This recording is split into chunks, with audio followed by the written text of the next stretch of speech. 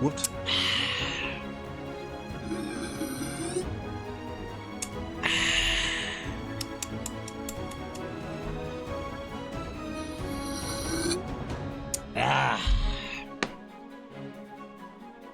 Tuesday. A new week. A new week. The beginning of it all. Or for our Europeans, Tuesday. There you go. See, I speak European. I'm a cultured individual. As a Canadian, it's my responsibility. I had an idea. Would it be a good idea for me to start making unhinged tweets on Project Evangeline? Is that, listen, having a second burner Twitter account, is that a good idea? I think it is. I was inspired this morning. Good morning, everybody. Welcome back to the stream. Welcome back to the VOD. L2, thank you for the Prime for 40 months. What the fuck? Holy shit. God damn, bro. Thank you for that. Welcome back, everybody. Good to have you. Good morning, my friends. Good evening. For those of you of the Eastern Hemisphere. Because there's Canada, and then there's east of Canada, I believe. I don't remember how the geography works. I can't geographize it, but I know it looks something like that. World maps are overrated. Anyway, so it is in fact a new week. We got lots of cool shit to do, lots of projects, lots of amazing things that we need to talk about, including adventure planning. I want to go deep on it today. Aduria. As a Canadian, it's your responsibility to investigate the L underscore, L underscore, L underscore, L underscore, L underscore. All right, I'll do it. L underscore, L underscore, L underscore. I'll do it. Illume Discord. Wait, where are the videos? Wait, what? Where are the videos? You used to be able to YouTube the Illume Discord. Was it taken down? No, my meme. My third favorite meme. Damn it. Fuck. All right. Well, I'll try and find it. I don't care. I'll go as deep as I have to. Thank you, Aduria, for the 43 months. I appreciate it, bro. How's it going? What's up? How's the fitness journey going, Aduria? How you been? How has walking been? How has the gym been? Are you just throwing weights like a fucking gorilla? I'm proud of you either way. Proud of you, bro. I went to the gym this morning and I injured myself because I got overconfident. So I won't be getting up today. I won't be getting up or like moving much at all because my lower back, not good. Not good. What do I do about that? Well, I guess I can just sit around and wait for Tuesday. I shit you not. Even though I said literally like a minute and a half ago it's Tuesday and I made a big fucking deal about it, it didn't occur to me that it's in fact Tuesday. That's when the new pre-patch for World of Warcraft goes live. So I was going to say I'm just going to sit here and not get up until Tuesday, thinking in my head, oh, that's a couple days from now. Well, I know what I'm doing after stream today. Sitting around waiting for servers to come up because you know how servers for MMOs are the day of a new patch or a new release. It's never that easy. So, in fact, we'll not be playing World of Warcraft today. I've been playing League of Legends Swarm mode with Ella. It's been fun. We've been going through it. It feels like Vampire Survivors, but with friends, which is what I think doesn't really fit. Because if you're playing Vampire Survivors, you obviously have no friends. So doesn't it seem weird to play Vampire Survivors with friends? I don't know. I'll complain about it later on my alt burner account on Twitter. So, But hey, I am now I think 2 weeks away, T-minus 2 weeks until I get to start my D&D game back up. Because my players are taking their little summer vacation break. All right, they're a little too busy to play D&D, a little too what's the word? Soft to play D&D during the summer, like a bunch of real big, hairy, sweaty men.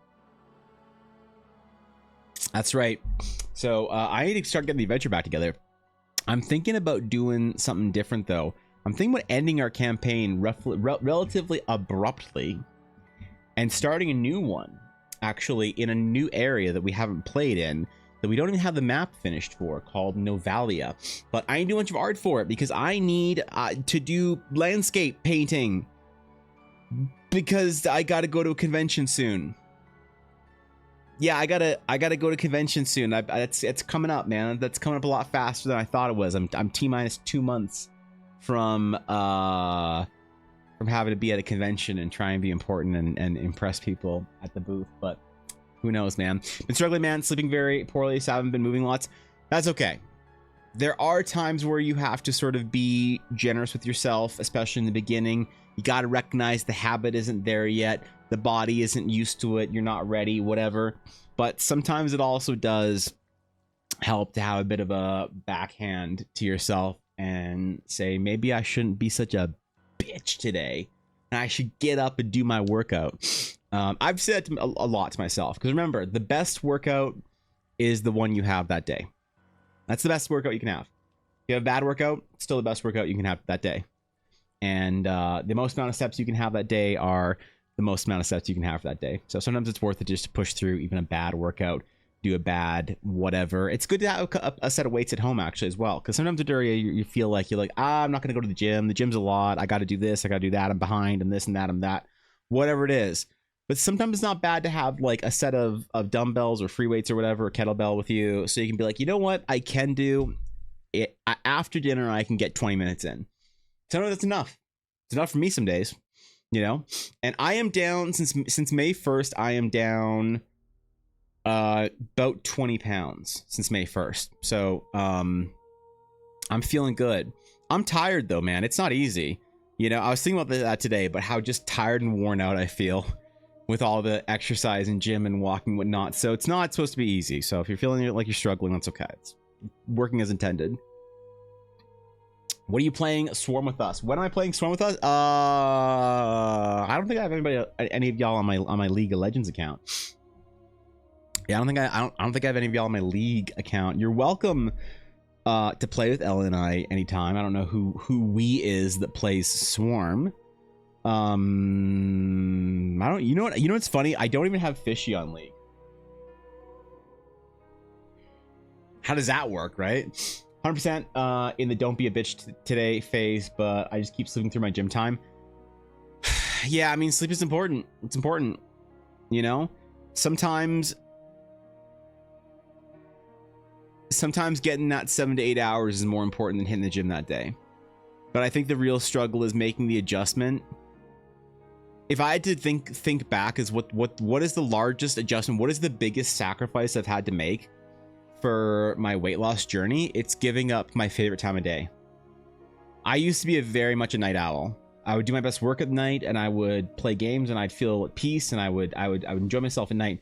From like 10 to 1 a.m., 10 p.m. to 1 a.m. That's really when I felt like I was like living, you know, because usually either all our friends would be up and doing stuff and playing games, or they wouldn't be, and the whole world would kind of be quiet, and that's when I could do work. And I liked that. I liked that feeling either way. And then I'd get up at like, you know, 9 a.m. and roll out of bed and get something to eat and stream at 10. It was great. So going to the gym, I had to give up that time of the evening. I'm like at 9 p.m. I'm taking the dog out. 10 p.m. I'm like getting ready for bed, and by 11 I'm like in bed ready to go. And that sucks. That was the hardest. That still is the hardest thing for me, is having given up all that stuff. I lost friend groups because of it. You know, I had to reevaluate everything, but trying to figure out that sleep schedule so you can figure out when the gym works for you, or You know, or maybe the gym needs to be a different time of day for you if you don't want to, if you can't give that up for whatever reason. That was just the easiest thing for me to do. So I don't know. You gotta build these. It just because you're having a setback doesn't mean that, you know, it's not working. It means that you're rearranging things. So good on you for not giving up, man. Seriously. I have 40-pound dumbbells at home that I use fairly regularly. Yeah, I mean, it's great to have dumbbells at home. So I'll do 2 workouts on Fridays, one at the gym and one at home intentionally. Like if I'm working out every day at the gym, I don't work out at home at all. But I'll do a workout after stream on Fridays, even though I do the one in the morning at the gym, because they're sort of complementary. They just take more time that I don't have at the gym to do it all at once. So it's good to have that at home. 20 pounds. I would love to lose 20 pounds, but I hunger. Yeah, I mean, me too. I have a big, the reason why I like, because I'm down about 95 pounds from where I was at my heaviest. And the biggest thing for me to overcoming was my problems with food. That is the problem, is that I hunger. I crave. I get emotional about it, you know? I reward myself for a project well done with a piece of ice cream cake or some shit, and I built that bad habit into me. So I still eat like dude, I was thinking about this. I have lost weight this summer eating ice cream and cheeseburgers. I shit you not. I've been eating ice cream and cheeseburgers almost every single day that I've been losing weight. But I change it up. So the cheeseburger that I eat for dinner almost every day with Ella, like weekdays anyway, is 470 calories. And that's easy to stay under 1600 if that's your dinner. And eat a bunch of vegetables and shit, and it doesn't really count. And then for dessert, we make our like protein ice cream. It's great. It's about 200 calories for a serving of protein ice cream. It's great. But either way, fitness goals aside, the summer's going well, projects are going well, we're working hard. I got to think about this whole like getting back into D&D thing, because I want to plan out the next leg of the adventure. But I'm not really a big long-term planner, you know? Like, I like to do games that are more sporadic, but once in a while, I like to plan something out exceptionally. Excuse me. I like to plan something out and have like handouts and kind of make it video gamey. You know what I mean? Where it's like you go to the town and you have all the shopkeepers ready and they all have inventory, and some of them have cool or unique pieces of inventory or whatever it is. Things that you can't necessarily sporadically do, right? Like you can go to town and your players can say, hey, what's the market like? And I'll describe the market, it's big and whatever, and they're like, oh, is there anything interesting there? And it's like, ooh, yeah, roll a perception. They roll perception. They're like, there's a jade figure of a man shoving his hand up a... Anyway, do you want to buy it? It's 200 gold. And they're like, of course I do, you know? So there's shit like that. But I never really give my players really well thought out magic items. And I'd like to have like, ooh, yes, you were in the market and you stumble across an items merchant of various wares and curiosities. And they're like, ooh, does he have anything interesting? And you have the usual fare with a interesting merchant of curiosities. You have the wish-granting monkey's paw. You have the ever-flowing sands of time in the hourglass. You have all your dumb shit you like to put in curiosity merchants. But then you're also like, yes, he has a scimitar that radiates a golden fiery aura. Ooh, what's that? And then they buy it, and you have a card ready, and you're like, here you go. Here's the magic item you just bought. You know? I like doing stuff like that once in a while to plan it ahead. And I feel like that's the kind of stuff that I really do well planning, is sort of placing things into the world that require a lot of planning ahead of time. My players can kind of meander through the board and eventually kind of bump into, as opposed to like, I think when a lot of people, and actually I want your guys' take on this. When somebody says I planned or I wrote or I prepped my game, is it generally assumed that it's stuff like that, like there's an interesting merchant that sells magic items, or there's this or there's that, you know? Or is prepping game and planning a lot of your game things like writing it down, like, okay, they're gonna get to the village of Farhaven, then when they enter the town guard, Marcus Jameson, is going to you know, talk to them and say this to them, and depending on how they react, they might get arrested, or they might be invited to the keep for dinner.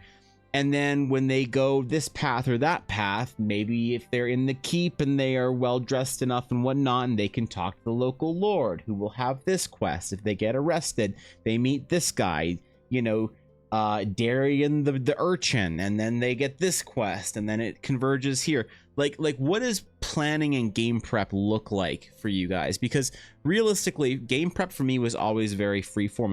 It was like building the world out as opposed to planning the path, right? That's the way I always felt. And so things that require like any sort of organization, I don't like to plan. I don't like to plan it out. I don't think about NPCs, what they say, what they're gonna do, or anything like that. It's all in the moment, completely made up, all improvised. But there's certain things, pillars, that I feel like you need to plan out, like magic items, like stats, like puzzles, or something like that. You know what I mean? Let's play AoE 2 ranked and get schooled in 2v2. Dude, I don't know if I can play that game competitively. I can play. Dude, I bought a new DLC on the Steam Summer Sale, bro.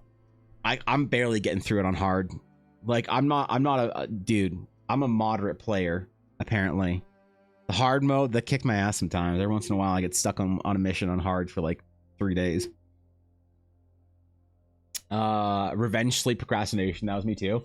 Yeah, I used to spend a lot of time up in that sort of late hours of the night, and I really liked it, but I had to give it up. In order to be able to get up early in the morning. And you know what? Honestly, I hate it.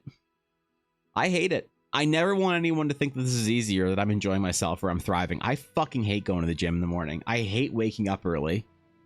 It's awful, but you gotta do what you gotta do, you know? Hardest part trying to eat healthier for me right now is people just handing me fast food, cake, and other such things, and saying no to free food that is right there in front of me is so hard. I agree. It's hard for me too.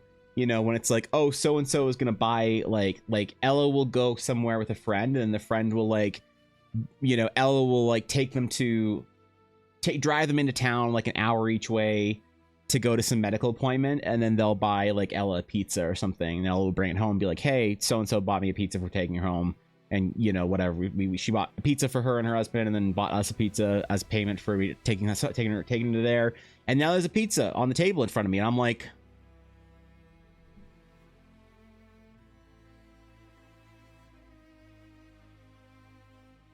it was free. No, and it's tough, but I don't know. That's tough. Don't get me wrong. It's tough. I get it. If I run an opening of Skyrim tomorrow with my players notice, I like to think they wouldn't, Ashy. I like to think that you would care, like you would sell it enough. Ashy, you have this incredible charisma to you where you could just overpower them. It would be like you're all in combat or whatever, and you're like, suddenly you all simultaneously get hit in the head with a rock, and you all black out. And all like, what? You all wake up in a cart going down, you know, like you would just force it, and they'd be all too nervous to say anything about it, you know? Big fantasy, the well-known NPC Marcus Jameson. Yeah, thanks, man. I'm glad you know of him too. I started creating a bunch of things that could help happen in almost a free association that I pump out as many crazy ideas as possible. Then look for how those things can link together. Ooh, so you kind of form a matrix of sorts. I'm getting messed up on PvP right now, but I'm getting better. I want to play side by side with a friend versus AI. It's wild. Yeah, I don't know. I haven't really played much non-campaign AoE 2 in a while. That'd be kind of fun, actually. I don't prep what they do. I prep where they go. My group's going to the Mesro in Chult next session, so I prep the buildings in Mesro now. That place doesn't have people. Just generally only prep major story beads towards town. Yeah, okay, right. So not like events, but like things, right? It's like focused world building, right? That's the way I think about it. When shopping, crafting, it's improvised my end, but when it comes to bigger narrative strokes, I get more detailed enough to wiggle room to add PC inclusion in the story. Okay, so you're more of like a narrative. I think that's really good. If you have a strong conception of the narrative of the plot, then your player, you need to have that strong idea and vision for your players to be able to meander and maneuver within it. I think that's a good way of doing it. What's up, Blogster? What's going on, dude? Currently building an abbey for a dungeon, and there's a hagmire where a green dragon will be summoned by the coven from the depths of the swamp. That's cool. That's really cool. I should have some sort of hag-like summoning. I was gonna make a joke about the women in my building that sit on the patio and drink wine at 3 in the afternoon, but that's just too easy. So my guards are like Nurse Joy. They're all named Jennifer Yerk or Jen Yerk for short. A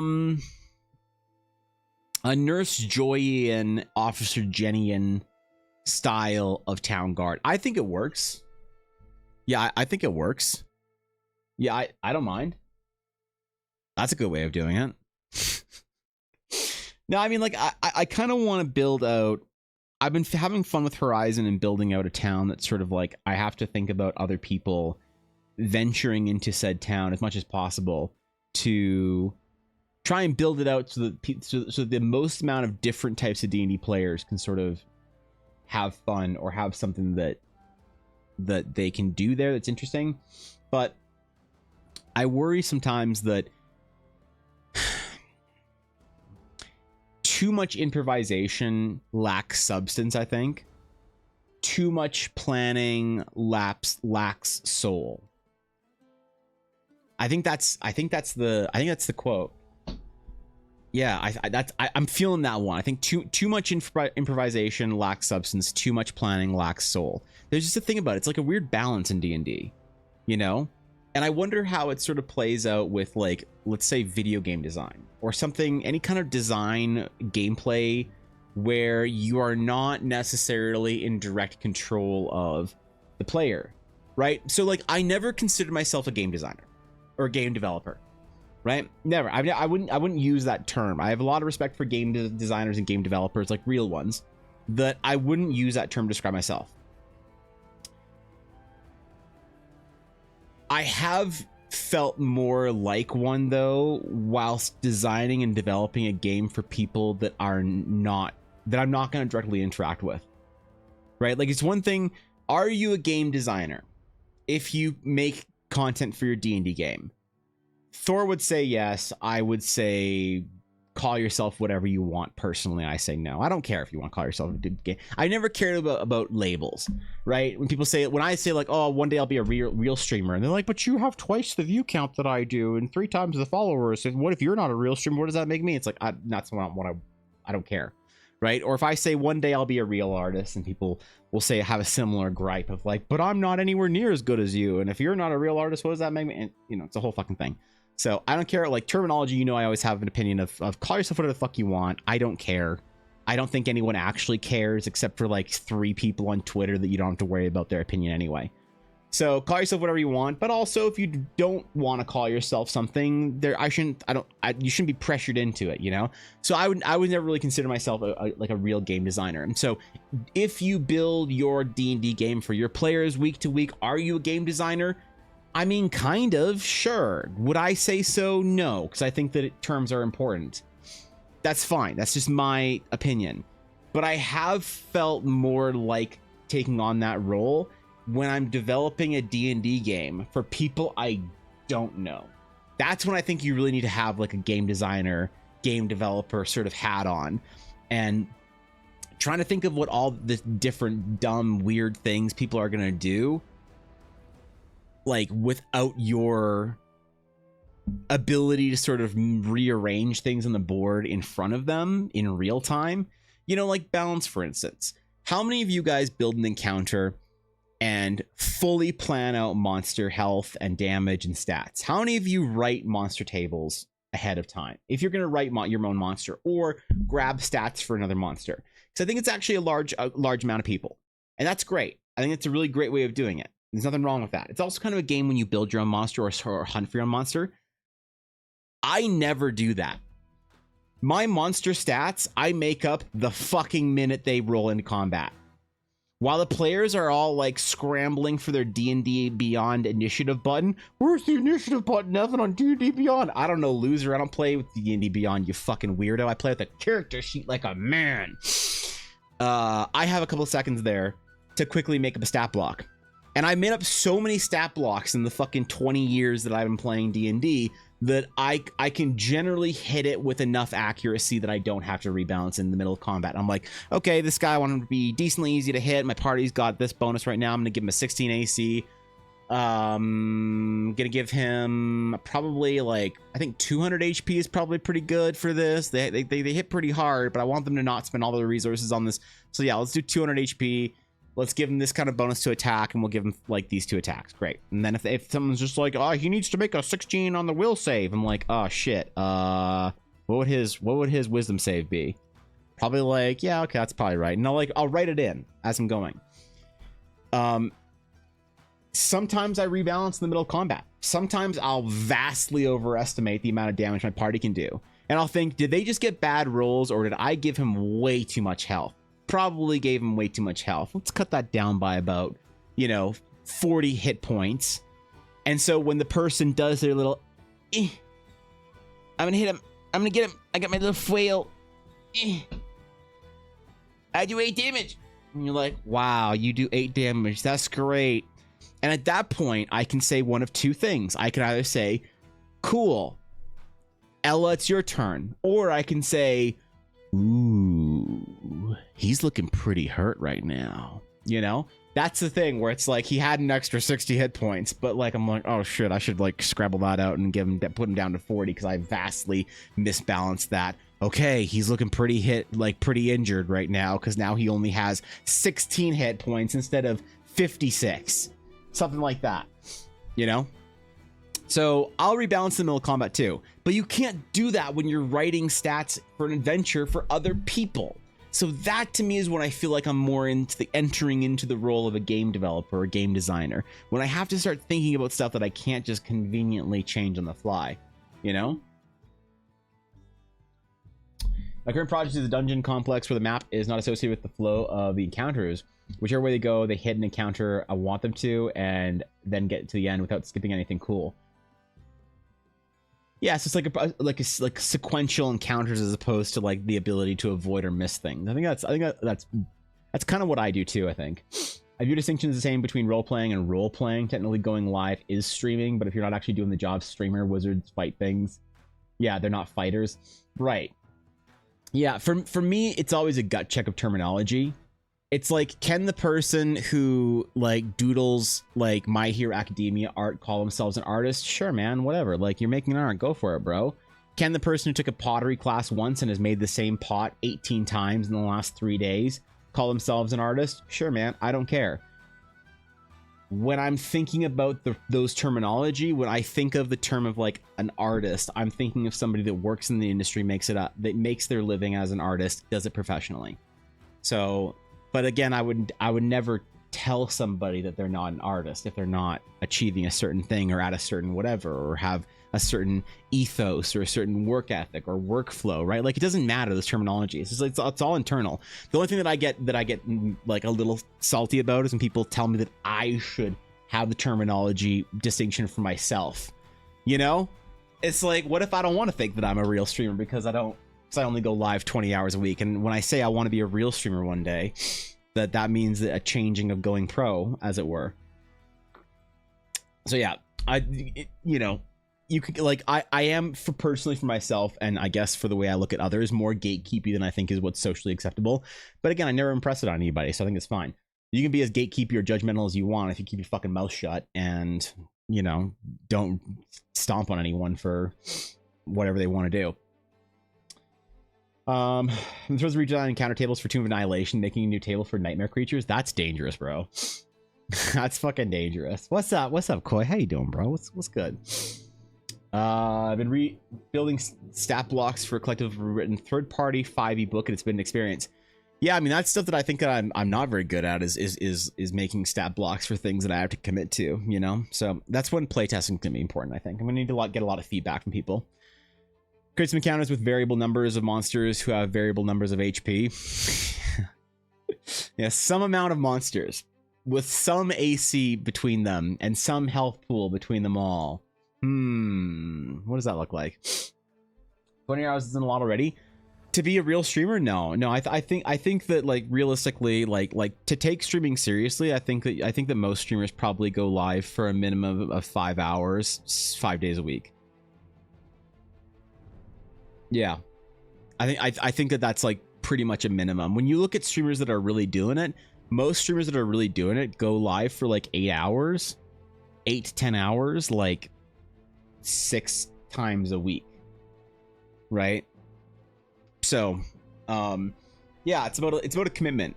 Streaming requires a lot of time to sort of like really be doing it, but for me, you know, because I never identify myself as a streamer. I'm only, right, which is kind of cringe. Like, you know when you meet somebody and you're like, oh, what do you do? And they're like, well, I'm a writer and a director and a screenplay editor, and I also do prop and set design and costume design and fashion, whatever. And you're like, oh, so you're broke and out of work. Okay, I get it. You don't do anything. Got it. Like, you could have just said you're an aspiring... What's the one thing of those you want to be? An actor? Great, you're an aspiring actor. Fantastic. You know what I mean? So I don't like to have too many... I don't like to try and wear too many hats, because when you meet someone's a Giga Chad, right? Like, if I go to one of my friends that... you know, like I have a friend that works for Blizzard and is a senior concept artist, right? And I'm like, hey, what do you do? And he's like, oh, I'm a concept artist. You're like, cool. Now that guy also DJs like semi-professionally and like makes fucking EDM, as well as like makes animations for a small YouTube channel. But like, they don't, you know, they identify as the one thing, and I feel like solidifying your identity under one sort of banner is more, you know, I don't know, has more confidence in what you do. People say streamers don't work hard. Yeah, streaming is a lot of work, but, you know, I don't know, it's fun. Gives it an air of desperation, kind of. That's me. So say writers and something, it's my main thing. Yeah, exactly. That's like your main jam is writing or whatever. And it'll be the real streamer when he drops a virtual avatar. Listen, bro, I have a VTuber. What are you talking about? What are you talking about? I'm literally on my VTuber burner Twitter account as we speak, considering what unhinged tweets I'm gonna drop in the next week to get my IRL persona canceled. Yeah, what do you mean? What are we talking about here? All right, what's the goal? But yeah, I've been feeling more game designery recently because of that sort of shift into a mindset. And it's not necessarily like I'm identifying as a game designer because I'm so proud of myself for designing games. But I think that sometimes that taking on an identity is a way to sort of romanticize the process. Yeah. I think you have to romanticize the process. You have to glorify it. You know what I mean? It's like you can't... There's this book that I think that most creatives should read. It's a very short book. And the book is called The War of Art. Really interesting book, small book. Basically talking about the conception of how to overcome creative barriers. And I think it's very interesting. It's very insightful. It's only about like a 2 or 3 hour audiobook if you want to audiobook it. So it's very short. It's more of an essay than a book, I think, but regardless. And one thing identified that I really thought was a very interesting idea was the concept of going pro. Of how creatives sort of have two sort of phases, the amateur and the professional. And so when you... Yeah, it's the war of art. When you decide that you are going to take it seriously, that's called going pro, according to the author. I forget the author's name, but he's a very famous author. Wrote some shit about some stuff one time. And I think it's an interesting concept, the idea of going pro. And so part of that is like You know, do you have a commitment to what you're doing?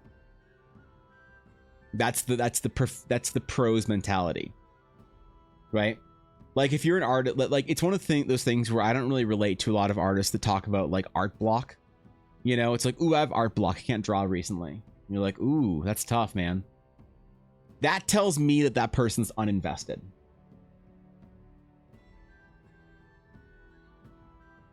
Which sounds like an asshole thing to say. Or there's something really going on with them. Some fucking mental hoop they have to jump through that's a journey and a half that they need to go through before they can really go pro. I had that. A lot of people have that. And I'm very sympathetic to it. And I want to help people through it if I can. But I never want somebody to establish this idea of art block as being this like impenetrable barrier that just like swarms you sometimes and you're just unable to draw. You know, it's like when people make excuses for why they don't do their studies. If they're aspiring artists and you're like, okay, so you want to be an artist one day, you want to work for companies? They're like, yes. Do you want to make video games? Yes. Do you want to make pretty girls with pretty swords and riding pretty dragons and sell them for thousands of dollars as minted NFTs on whatever the NFT fucking website it's called? I forget, Foundation. And they're like, all of that. And you're like, great. How much time do you spend doing studies today? And they're like, ooh, I don't really do studies. And you're like, oh shit, why not? And they're like, well, Evan, it's tough for me. And I'm like, damn, bro, yeah, studies are tough for everybody. Why is it difficult for you? And they're like, well, I have something called attention hyperactive activity disorder, otherwise known as ADHD. I'm like, oh wow, it does make it tough. And like, yeah, so I can't do studies. I'm like, really? Why not? Well, because I have ADHD. I'm like, well, I have a friend that she has like 100,000 followers on Twitter that I went to school with. And she like wins awards all the time, and she has ADHD, and she talks about how tough it is for her to sit down and do 3 hours of studies. You're like, yeah, see? I'm like, no, but she does the 3 hours of studies. You're like, ooh, she probably doesn't have real ADHD. And you're like, okay. Oh, no, okay. Ah, shit, I guess you can't. I guess this isn't your fault. You know what I mean? So I think that the pro mindset is like, are you sick? You work anyway. Do you feel like it? Doesn't matter. You work anyway. Do you commit to it? You better show up on the days you commit. You know what I mean? And it's just like a mentality of going pro is a lack of forgiveness for excuses. And it's kind of a shitty lesson that you learn in life, one way or another. You know? It's kind of like, here's the way I quantify it for myself. That neither the bank nor time care about the reasons why you aren't doing what you should be doing. Neither. So if you want to be an artist, let's say we're just using art because it's personal to me. You want to be an artist and you don't want to do your studies, you don't want to work hard, you don't want to make that post on social media, you want to apply for that job, you don't want to get into that studio, you don't want to do any of that shit.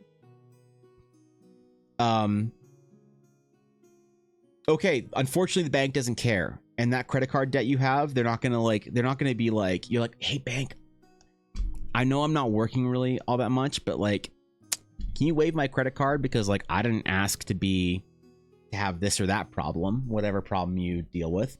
The bank's not gonna be like, oh shit, bro, I didn't know, I got you.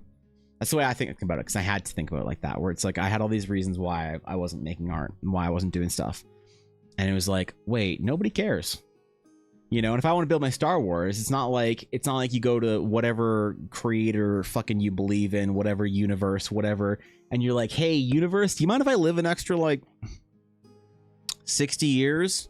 And the universe is like, yeah, why, bro? And you're like, well, I got out of art school. You're like, uh-huh. And then I kind of played League of Legends and World of Warcraft for 20 years, and now I'm 40. And the universe is like, oh shit, okay, yeah, dog, well, I'll put you down for an extra 20 years. And you're like, thanks, universe. So you got dreams, man, you got to work on them.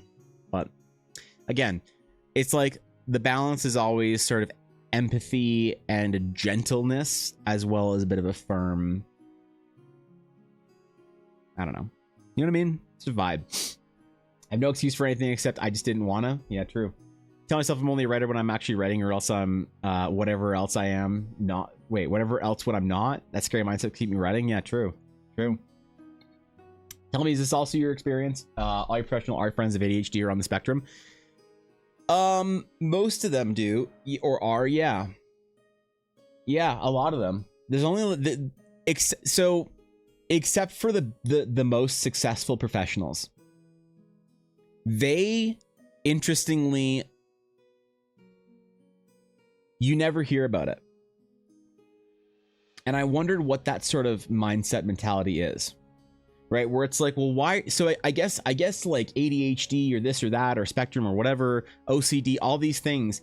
It's like, what? Like, I guess this really is keeping people out of the industry, because like I hear my eight friends talking about like, you know, chronic fatigue and this and that and like ADHD and neurodivergency and all these stuff, and they're all like aspiring to get into the industry. But then I look at my friends that are in the industry and they're all like kind of thriving.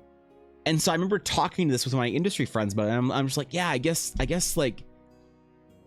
Part of it's luck maybe getting into the industry, because you know you don't have like these kind of like mental whatever or neurodivergencies. And I remember that friend was just like, oh, didn't you know I have like bipolar and this and that? And I'm like, no, I didn't. They listed a couple of other things that sort of would make would you'd forgive somebody for not pursuing goals in life, let's just say. It was kind of a cocktail of fucking terrible luck. And I was like, what the fuck? You deal with this shit? And they're like, yeah. Like, how do you push through? You're like, oh, I just don't let it bother me. Yeah, you can talk about it and whine about it, or you just get it done. And that blew my mind. And I was like, okay, I'm never gonna make an excuse again. But who knows? Who knows if that's the way to do it? I don't know, man. So I've been trying to assume the role of being more game designer recently, and trying to really focus on this whole design thing, because I feel like it's difficult to create a game that I feel like appeals to the most amount of people without you being able to turn the knobs. You know what I mean? Because it's like, let's say you plan an adventure, you get into the adventure, you are like, you're this far into it, you're 5 games into it, and you find out that one of your players is a traditional fantasy, Lord of the Rings loving, whatever. They want high fantasy, they want the whisper talking of elves, they want dark lords in different lands. Then you have one friend that's a Dark Souls player, and they want deep, you know, existential suffering, dark fantasy, whatever. And then you find out that your friend that's playing like their ranger and whatever, you find out they're actually a degenerate fucking loser weeb. And they've been pretending to be part of this heavy, serious D&D game, but they also want some dumbass anime bullshit. And you're like, aha, now I can turn the knob a little bit and make sure that my players are all getting what they want out of the adventure. I think it's important. But how do you do that when you're writing an adventure for people that you're not going to be running the adventure for? And I think there's one of 2 ways you can do it. And maybe tell me if you think this is wrong. So I'm open to ideas right now. One way you can do it is by writing so much adventure, making so much possibility through so many options and so many encounters, and so like just blow the whole thing up, so that when people are within the D&D game that you've designed, you can sort of operate on the mantra, if they seek it, they shall find it. Whatever it is. You write down all this stuff, make such a giant game wiki, whatever, that if people want to hook on to different things, they can. Or you trim the game down more to just the core, to just the important little core tunnel. And you say to the GM at the beginning of the adventure, look, here's the core of the game for you. Obviously, you are going to need to change things for your players and their experience. Please do so. If you over-design things, do you accommodate the most amount of people? Sure. The risk, though, I think, is you create a game that is too rigid. And on the other end, if you demand more of the DM, I think you lose some of the target audience of people who want to play through adventures.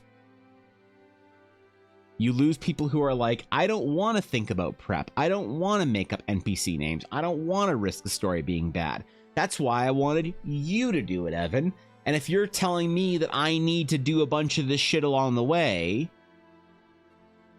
why am I playing your stupid adventure? And so I don't know what the best way to do it is, because you have to pick one. Unfortunately, there's no fence sitting here. Unfortunately, there's no meeting in the middle, because I think that once you sort of cross a threshold into seek and thou shalt find being the ethos of your game, you can no longer say that it's super freeform. You know what I mean? I don't know what the best way to do it is.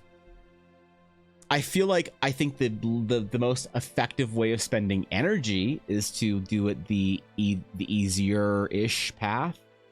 The less work, the less energy, the less involvement, the less investment, and ask more of the DM. Because you can kind of think of it like this, that you can ask the DM to put an extra 10% energy into the game.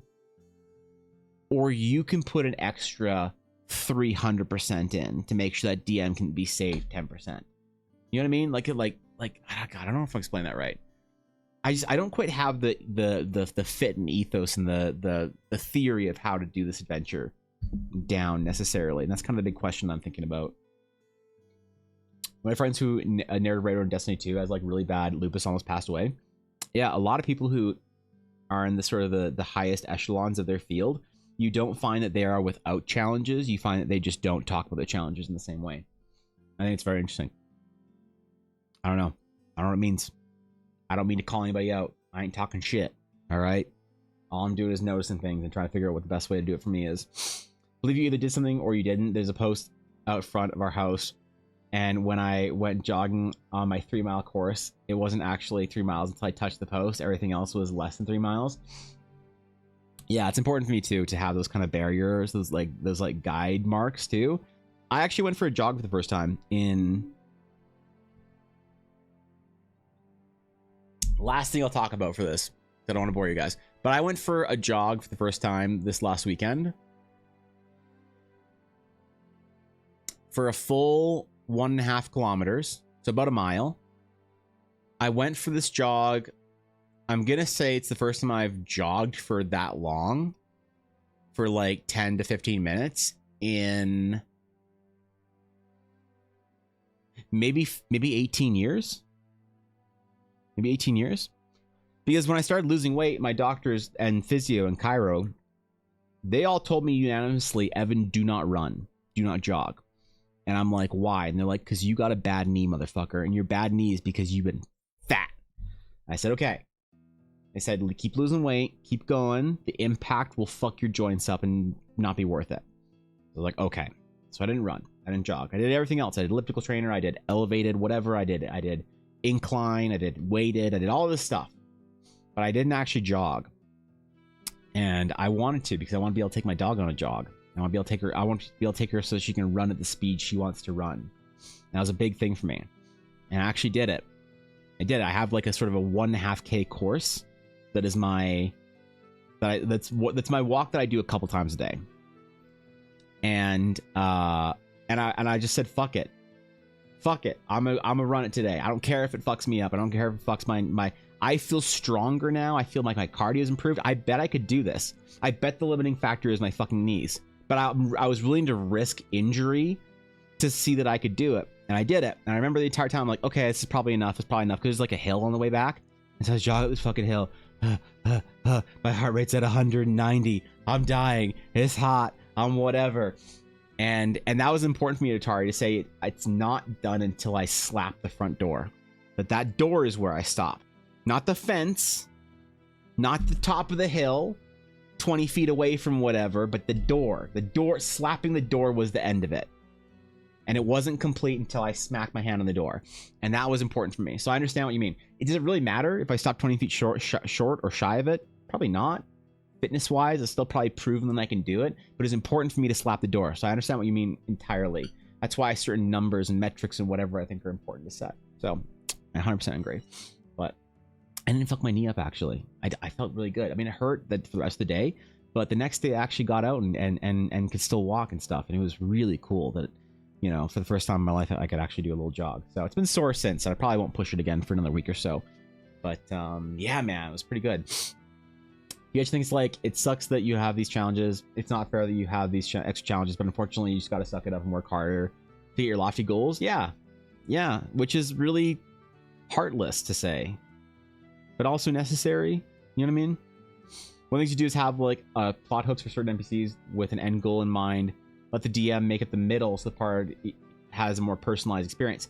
Totally. Yeah, it's kind of like, I think the best way to write it, Lobster, is to say like, the party gets here and they talk to this person and you want them to have like a challenge or whatever along the way. Here's some ideas, you know, and kind of leave it open for DMs if they want to take the exact route of like, oh, Evan recommended this challenge on the way. Sure, I'm going to throw bandits at them. Or if the DM's like, okay, so basically Evan's saying that they need to get to this point to meet this character. Great. Sounds good. On the way, Evan suggested that I give him a challenge. He suggests bandits if you need an idea. You know what I really want? I really want like a cult abduction of one of the players. That's what I'm gonna do, and I think that's great. You know, for me, once I have the adventure written and done, the biggest joy that I'm sort of looking forward to is hearing how people played through it and all the crazy stuff that they put in, because the world will be theirs at that point in time. I'm gifting them the realms of Eldara to do whatever messy dumb shit they're going to do in it, and I'm really excited to see, especially on a more like linear path of like, here's the story of Horizon that you're going to play through, and it all of them end at kind of this point with kind of this condition sort of the world. And I'm very much looking forward to hearing the stories about what kind of crazy dumb shit they did on the way there, you know. So I think that, yeah, that Lobster thing is the way I'm currently developing it. But what I worry about is I worry that DMs are gonna say like, what do you mean there's bandits? What are there stats for the bandits? Are there this? Is it that? Like, how many bandits? Like, what do they say when they get to the bandits? What do the bandits want? Do they want to do this? Like, I worry about that DM, the DM that is looking to the adventure to be as like autopilot-y as possible, which I guess is a good. I'm gonna ask this question on Twitter. Maybe that's the place I do it. You know what? Fuck it. We're gonna make a poll. Fuck it. We're gonna see. How much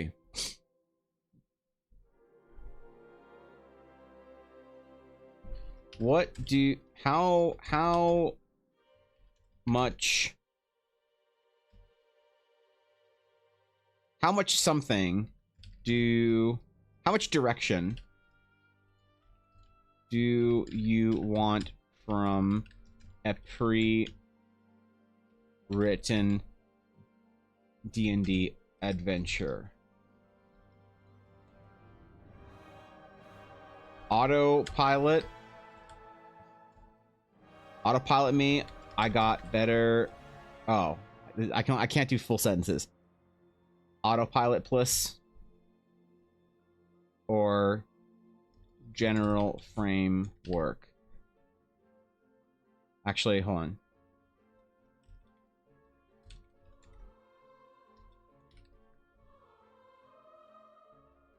Autopilot. Autopilot, please. General framework, or what's in the middle?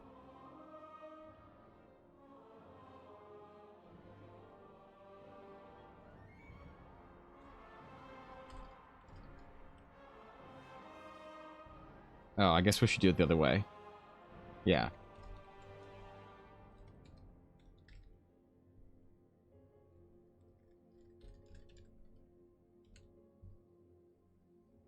I've been thinking about this a lot for the Horizon adventure.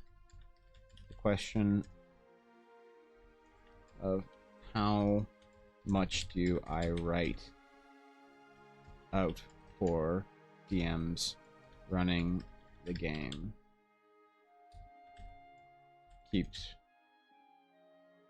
keeps tugging at me. Okay, how much direction do you want from a pre-written D&D adventure? I've been thinking about this a lot for the Horizon adventure. The question of how much do I write out for DMs running the game keeps tugging at me. Autopilot plus general framework, something in the middle. Okay, we'll see. We'll see. If you want to contribute, here's the poll. There it is.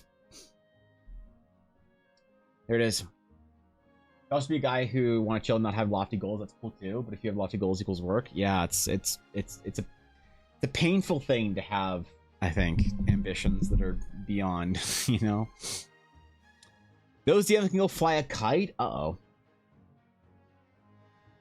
Have you seen the news about modern day James' YouTube channel got hacked? All his videos got deleted. No, I haven't. The fuck? That's kind of wild. That's a. I'm sure he'll get it all back though, right? I wrote the general framework, but I think that's what I like in the middle.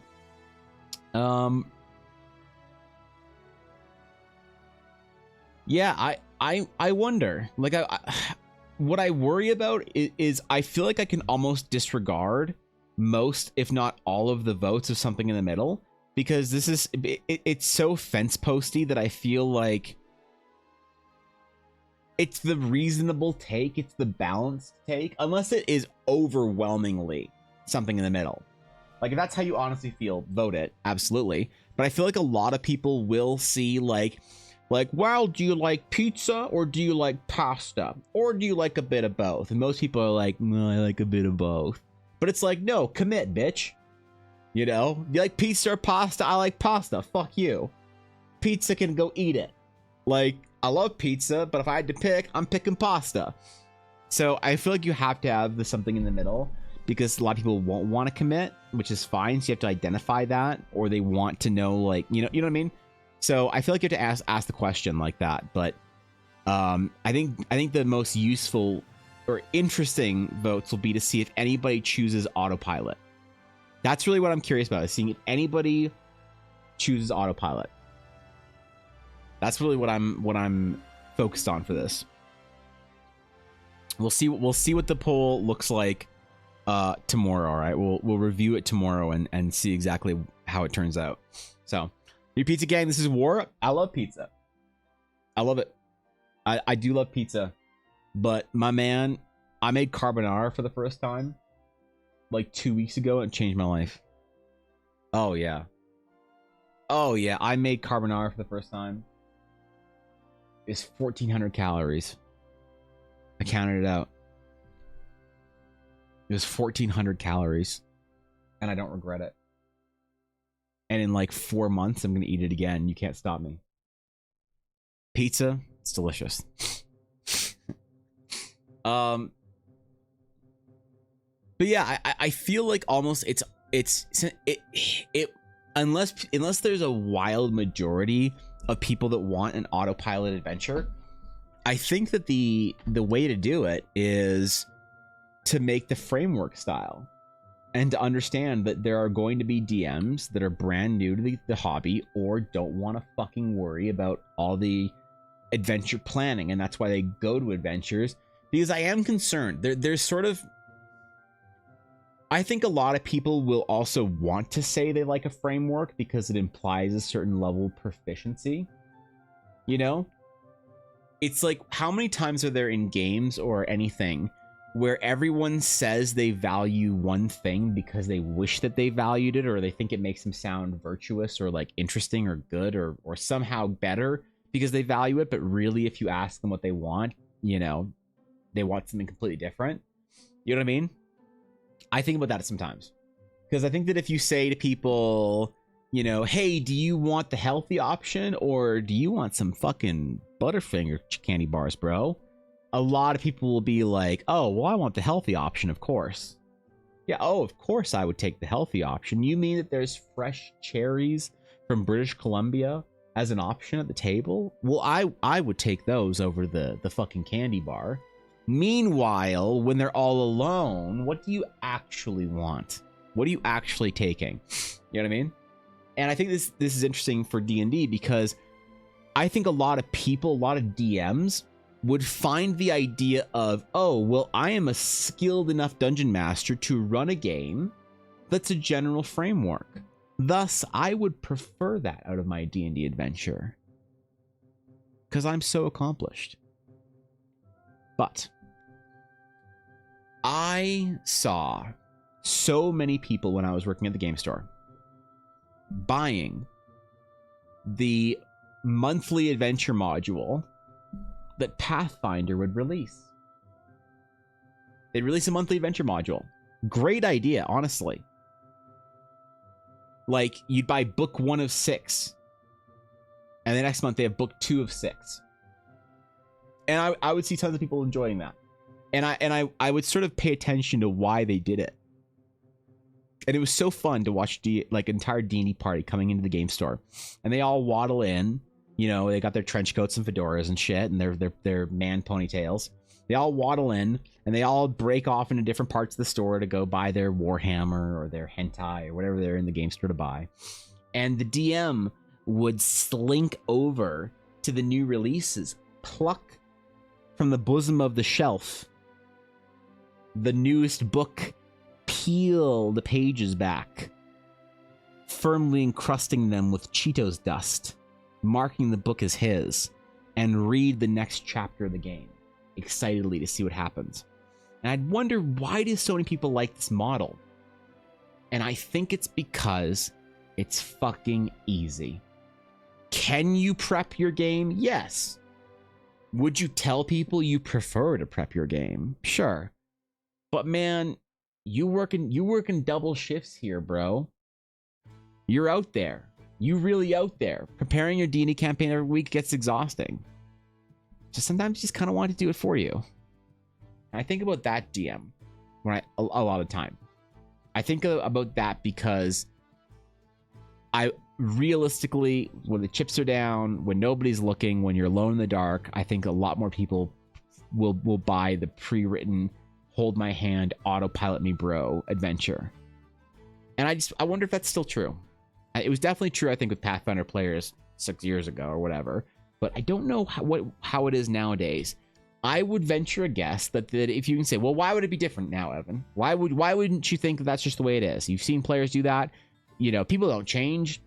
War changes. War never changes. Okay, Snake, relax.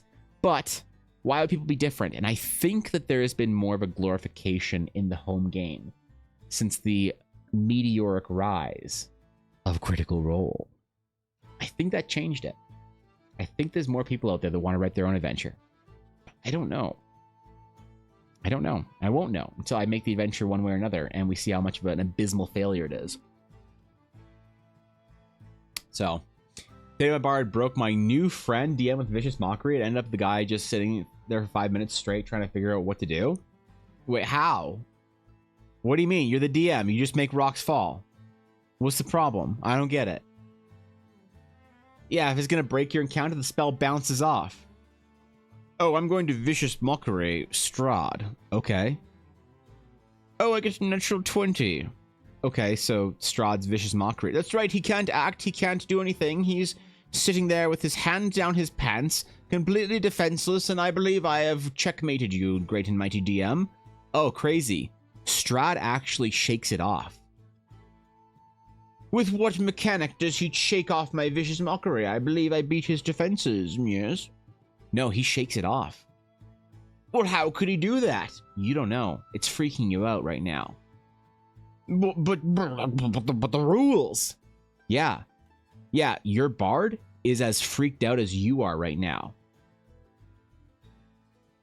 But he has no more legendary resistances. He has no ability to this. But you can't cheat the game, DM. I ain't cheating, bro. I'm just telling you what's happening. Some crazy shit's happening. You don't know what's happening. Your vicious mockery, ping, bounces off. I think you gotta be able to do that as DM once in a while. Absolutely. 100%. Sometimes you let them do it, and it's fucking awesome.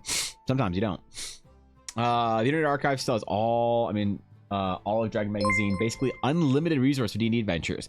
Oh I shit, quote, those your were visage good, is right? so hideous. Last time you had a portrait made it need neither hammer nor nail as it hung itself. That's fucking beautiful. That's beautiful. That's poetic. I love that. That's good shit. I think the best bards have pre-written burns and shit like that. Just a list of pre-written insults and mockeries and whatever. Oh yeah. I actually, you know what, Senex? I shit talk. Thank you for 100 bits, by the way. I appreciate that. I shit talk bard players all the time. I do. I think D&D would be better without bard players. That's right. I said it. I think 98% of bards aren't as clever, charming, or interesting or witty as they think they are. I said it. You can say I'm an asshole. You can say that I'm unfair. You can say that I'm judgmental. But you can't say I'm wrong. But once in a while, when you get a bard there that is prepared, one whom operates in a different realm, that's worth it. So honestly, I want to elevate bards again. You know, I think Sam Riegel did a lot to make bards feel like their cringiness can be charming. Bastard. Yeah, damn, bro. Lore bard that is Brother Gilbert from Dragonheart, probably the most fun to play. Well, there you go, I guess. Didn't they mess up some stuff with the bard colleges? I remember Faye was mad about this. Aren't bard colleges now fucked up in some way in new D&D? There's a lot of drama with new D&D that I don't know. I'm not really paying super hard attention to because, well, it doesn't matter. I don't think, until it's like actually printed and done to me. I don't really care about the whole testing phase, whatever bullshit. I don't have time to interact with that side of things. But it seems like bard players aren't happy with new D&D or whatever. I don't know why. And I wonder if enough people are just gonna not like accept it. Like, I'm gonna be really curious to see if D&D players in mass accept the new D&D rules errata. Or if a lot of people are gonna be like, oh, they changed the way that you do, I don't care, whatever. Like, how many D&D groups are gonna do that? They're gonna be playing D&D, they're all gonna get their snackies and their boxed wine and send their dog to daycare and send their kids to grandparents' houses to go play D&D. We get D&D once and they drop their snacks on the table. And the DM shows up, he slides in. Did you know that there's a new edition of Dungeons and Dragons? Can this new edition of Dungeons and Dragons be understood by players like us? Not for free. And you're like, oh, we have to pay for it? Yes, many people have had to pay for it.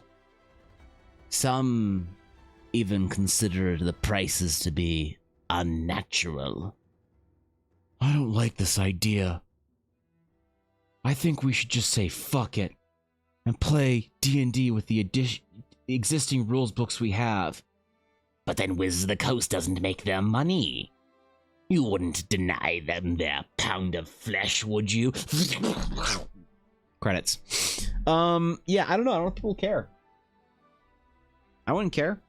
Like how many DMs are gonna go to their table and say like, yeah, you gotta pay, you gotta pay for it, bro, and then we're gonna change everything. You know, it seems like a lot, but maybe they will. Be curious to see. Hopefully, it's good enough that they will. Like, that's what I want. If Wizards is gonna offer us a new product and charge us money for it, I want to buy it. I think that's crazy. But like, it's like we forgot at a certain point in time that sometimes, like, if something, I think people in gaming have gotten to the point where they have such an exhaustion for paying money and such a demand for like value that I think that people have this idea that they don't want to pay for anything. And you see it with gacha players. They're like, oh, this new game comes out, it costs $60. I'm not paying $60 for this new game. And you're like, why not, man? Well, because Endless Zone Zero is free. And you're like, what do you mean it's free? Yeah, it's free to play. But if you want to like progress in it, don't you have to pay some money? oh, but like the game is free. You're like, oh, okay, so you're still gonna spend $350 on it. You just want the game to be free. Okay. And so people are like, oh, there's a new D&D game coming out. That's whatever, blah, blah, blah. No, I want a game that's so good that I want Wizards to release updated rules that are so good that I am excited to spend my money. Spending money is fun. When you find something that's like good value, oh, fuck yeah, I want to spend money. I want to spend money on something that I get a lot of value from, right? I don't want it to be free. I don't want it to be whatever. I want it to be fucking dope. I want it to cost money, and I want to spend money on that because it's fucking sick. That's what I want. So I want Wizards to either release the product for free if it's like kind of meh. It's like, okay, you're making some rules errata. Sure, it's free. But if they are going to charge us $60 per book to buy new books, I want them to be so dope that I am rushing to Twitter to say, emergency commissions. I need money to buy 6 copies of each D&D book. That's what I want. You know what I mean? Taking for 5? Yeah, probably. It just already cost me like $800, bro. I guess 3 years of gameplay is not the worst.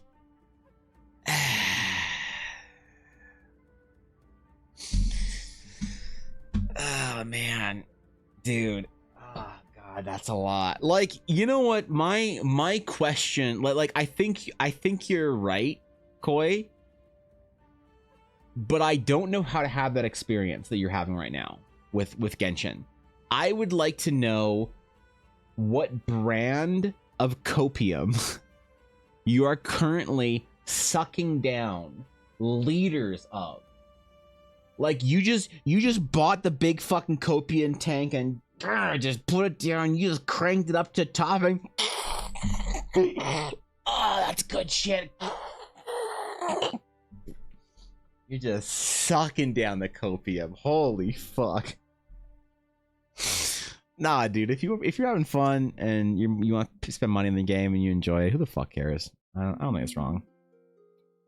It's like paying a sub for a game, right?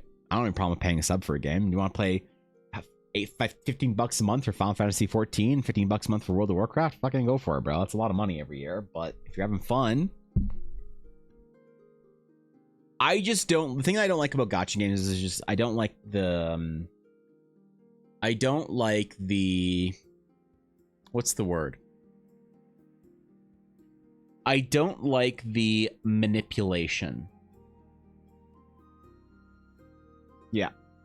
Where it's like, even if the gacha game is like, well, what's the minimum you need to spend, let's just say a month to enjoy Genshin or gacha game.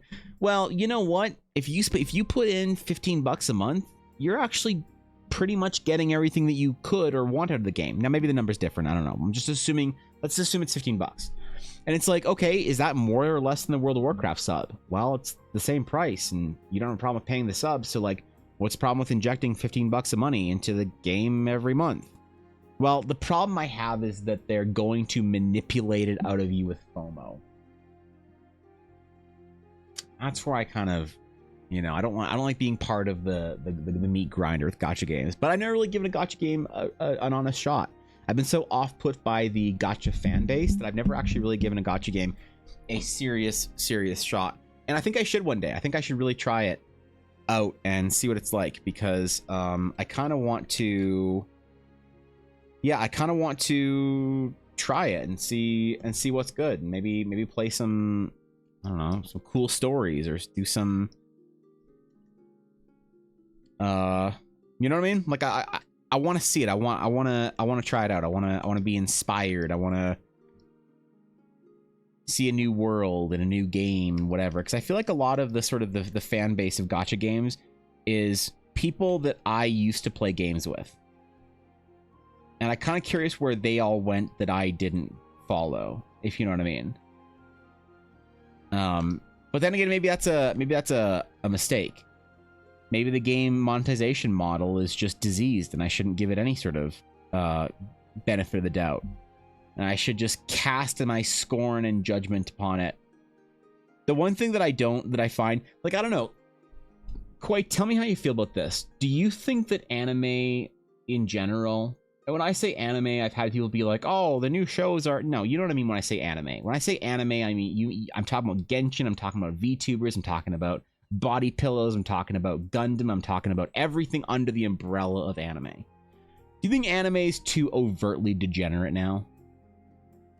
I kind of have this weird feeling in my gut, like I'm just off put by the degeneracy, in a way. You know, the idea of like, oh, this new gacha game has no male characters. That's why it's doing so well, or whatever. I don't know. Maybe I'm like I want to be wrong. I want to be missing something. I'm very happy to be told, like, yeah, I don't know, man. Like you can just avoid that kind of shit, and it's not a big deal. I'm very pleased if that. I would be very pleased if that was the reality, because I miss sort of being in and around the anime community, but I just feel like I'm too off put by it now. You know. So I paid $450 for their monthly subscription, like 3 years, plus 20 something from Gacha Pull currency. Oh, they have a monthly subscription? I didn't know that. I had no idea. I know some like pay to win games do, like what's the what's Korean Diablo? The big one that came out that was disappointing. Shit. I don't remember the big ARPG that came out a couple years ago from Amazon. Regardless, they had like a monthly sub that if you had that monthly sub, you could pretty much, you didn't feel like you were Lost Ark. Thank you. You didn't feel like you were losing out super hard, like you were throwing. You didn't feel like you were a god, but you didn't feel like you were throwing, right? No, I don't, but I don't deal with the super degen stuff. Interesting. I mean, that's reasonable. Balanced take. I just, you know, I don't know. Maybe it's like the waifutization of things, of recent, like, anime genre stuff. Yeah, I don't know. I have to think about this a lot more. New World? Yeah, no. New World's just its own fucking mess. New World's its own pile of whatever New World is. A cataclysmic shame, maybe. I don't know. I don't know what to think about New World.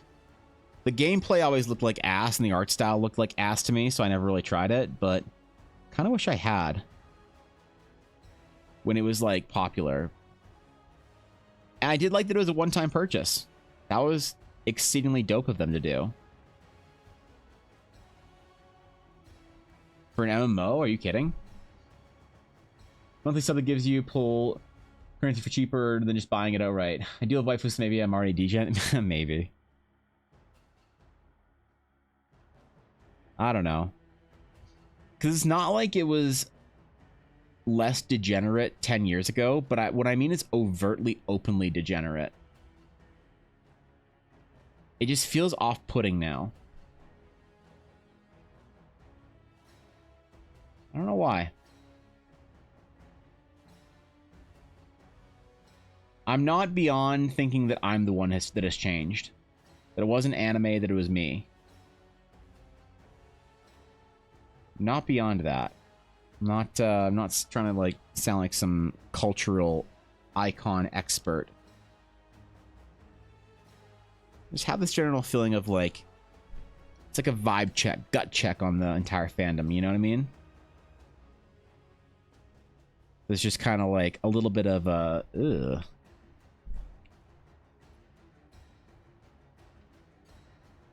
Feels a little bit desperate to me. Good luck, Thorkin. It was weird. I played the beta. It was pretty cool. They just didn't want to do things with it. The gamers love MMOs. Basically made to look and feel nice, but not to cater to gamers at all. Same time, so odd. Was the like gameplay and combat fun? Like was the base of the game at least interesting? Don't play harem games or anything if that's what you define by degen. I also don't play Honkai. Wait. Oh, Hornkey games? What? You've worked on one? I actually don't know what that term means, but I think I can guess. I think I can extrapolate. Yeah, it's like you see trailers for a game like Nikkei, and I just look at it and I'm kind of like, Anime nerds, are you guys okay? Are you guys all right? Like, are you fine? Do you need anything?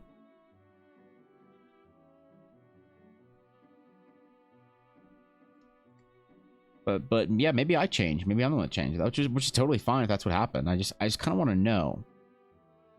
You know what I mean? I want to know if I'm the one that changed or if the game is the thing that changed. Because I have felt in the last 5 or 6 years that gaming has kind of left me. I know that I've done things and had to like rebalance my life and whatnot, but I've also kind of felt like I didn't leave gaming. Gaming left me in a way. But I think that a lot of people who sort of age out of things feel that way. You know, it's the old man yelling at the new kids' music. Right? I never know if something is sort of my fault or if it's the industry's fault. Like, for instance, I'll give you an example of two things that one is my preferences and one is the industry actually sucks now. Movies, cinema. Cinema is worse than it was. I think almost everyone can agree. The culture around film and cinema was better 30 years ago. It was better 20 years ago than it is today. And most people can agree on that. You disagree? Beautiful. You love your Marvel movies. Man, I'm not here to ruin your party. I think that's actually fucking dope. A lot of people like new stuff, but generally, new people look back fondly at the 80s and the 90s and early 2000s as like, man, Lord of the Rings was the end cap of great cinema. And it's like, sure, most people can agree on that. Obviously, there's deviations. And there's one thing that I think that has gotten worse that I know is just my preference. And that's like the transition of hip hop from the early 2000s, which had sort of a bit of the 80s lineage and then definitely a lot of the 90s lineage in it, into the SoundCloud era. I'll never say that like modern hip hop is terrible, but I don't listen to it. When I want to listen to like, I listen to old school shit that I grew up with or that was previous to. So I'm still listening to like, I mean, I don't want to out myself, but I still listen to like stuff from the 80s and stuff from the 90s and then some stuff from the 2000s and whatnot. But I'm not about to like say that like, oh, hip hop's terrible now. It's just different. This is not for me anymore. But it's like, so you got to think of these things. Like, is cinema worse? Or have I changed? Oh, cinema sucks now. Okay, great. Is hip hop worse or have I changed? Oh, I just changed. Okay, cool. And games, I don't know. Did games suck now? Obviously, there's exceptions. Oh, but Elden Ring came out. Oh, yeah, okay, I get it. Lots of games that are good. But in general, it's like I said, it's vibe checks, gut checks. You know what I mean? Here's what's being put out. Yeah, like quality. There's a lot of metrics you can. Like we're talking, Maddie. We're talking gut checks here. Big, wide sweeping. I'm not gonna like try and find specific examples of like, oh well, you know, the Oscar nominations of this year versus like this time in the 90s versus whatever. No, I'm not versed in that enough. Agreed, I still like movies and TV today, but 50s to 2010 was the best in cinema. Do you beat it after that? Yeah, it's like it almost kind of, in my opinion, like when did it peak? Could you say that it peaked in the 80s? I don't know, man. Worked on a video store for about 5 years in the early 2000s. There was so much Derek coming out then too, and people saying the same movies were better back then too. Well, yeah, I agree. That's what I'm saying. Like the early 2000s is when the last great projects were coming out, and then you had like the Marvel stuff, which was great but then it kind of like devolved, you know. So yeah, sure, it definitely is. It's always a combination of this. I left this and this left me.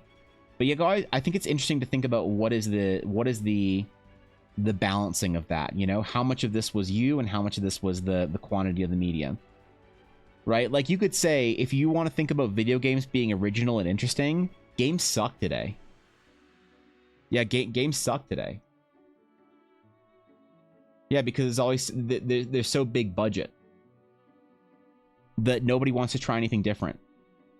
Like that's why MMOs specifically, you'll never get another World of Warcraft because no one's going to invest the kind of money required to build a new World of Warcraft without it being a cookie cutter of World of Warcraft. Games definitely don't suck right now.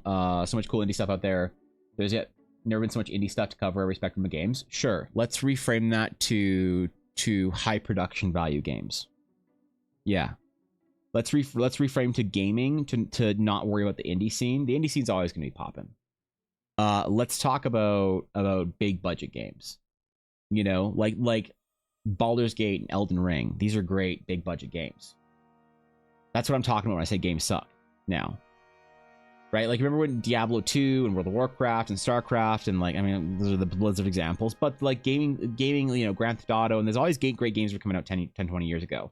And now it's kind of like, oh, this is just like Assassin's Creed number 63. Oh, this is Uncharted clone number 80. This is, you know what I mean? So as far as like the originality in big budget studios, that's what I'm talking about when I'm saying games kind of, you know, people hear me say like, yeah, games suck these days. And they're like, oh, but this indie game I played is so good. It's like, right. Okay, sure. Yes, I'm sure it is. Let's reframe this to be talking about big budget games. Like, oh yeah, AAA games suck. Like, aha. That's what I'm talking about. I'm talking about the big budget, AAA, massive, like coolest production value, biggest things. Sometimes you don't want an indie game. Sometimes you want a big budget, cool thing with dope ass cutscenes. You know what I mean? People were saying the same thing even 20 years ago as well. But you don't remember the bad stuff either. Just having to have like photographic movie list, and every movie box from back then was burned in my retinas. Yeah, maybe. I don't know. For all Lord of the Rings, there's dozens of horrible action and horror movies. Yeah, true. But there was more, I guess, like again, we're talking about gut checks. And people remember the industry more fondly previously and have been less excited about modern cinema in the last 15 years than they were before that. People can't do anything or interesting stuff. The investors only want investing copies of previously successful games. Right, which is why we don't get another big World of Warcraft, you know? But then, like, you do get Baldur's Gate, and it's like, fuck, man. You get Elden Ring. What are the big games that came out this year or in the last, like, 2 years that we really fucking care about?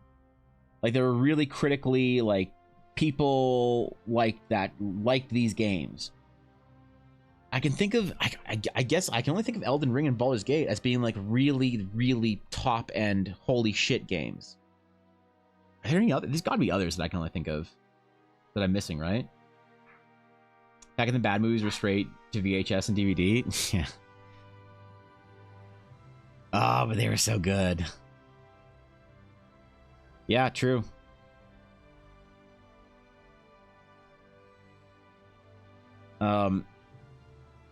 So I don't know. I don't know what to do about games, you know? And I don't know if games left me or if I left games in that way.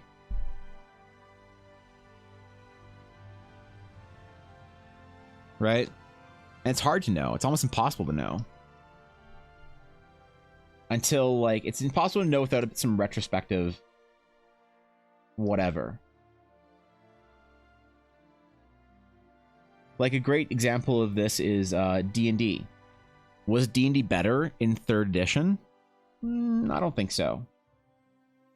I liked it more, but I don't think it was better. Did Critical Role ruin D&D? Did the Matt Mercer effect ruin your D&D group? No, I think it's just changed. I don't think it's worse. I think it's just different. But again, if you like that old content that Wizards used to put out, then yeah, you're like, where's my Dark Sun? Where's my Eberron? Where's my cool settings? Where's my, like, interesting, like, unique, like, risks that you take? Oh, Wildmont, that's your setting? Okay, great. Which is fine. Wildmont's beautiful and great and a great book, I hear. But if you're not into that, then you're like, where's the stuff for me that I want the weird shit? It's like, oh, well, we're not going to print the weird shit. Well, why not? Because it's not safe. Oh, okay. We're not going to invest in the project that's weird shit. Why not? Because it's not a guaranteed return. Oh. Shit.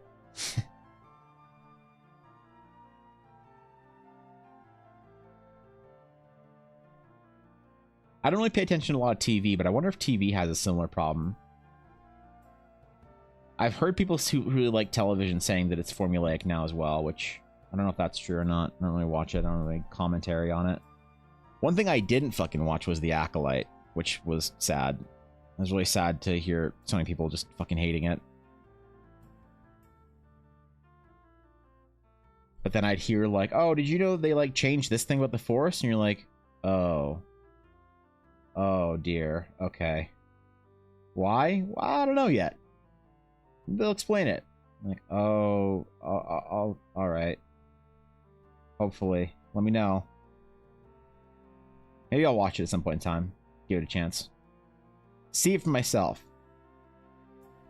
I do consider it a bit of an investment. Like I kind of take the opinions of people that I like care about their opinions on stuff. Like I have one friend that I will never listen to his opinion on anything because he liked The Last Jedi. It was his favorite Star Wars movie. I'm like, oh, okay, we don't agree, and I'm not worried about your Star Wars opinions. You liked Rings of Power? Great. That doesn't mean anything to me, but I'm glad you had fun. You know? Meanwhile, I have a friend that like generally likes the same shit that I do, but will suffer through things like Rings of Power. I'd be like, Rings of Power, worth it or not? And like, no, it's easy skip. I'm like, great. Bonus reaction. Thank you for the follow. I appreciate it. Welcome. Welcome. One thing that's changed hand is that the street date release of movies into streaming Blu-ray. It used to be movies would take 9 months to come out on DVD, with theaters having so much longer run of movies. Now they begin release 6 weeks later.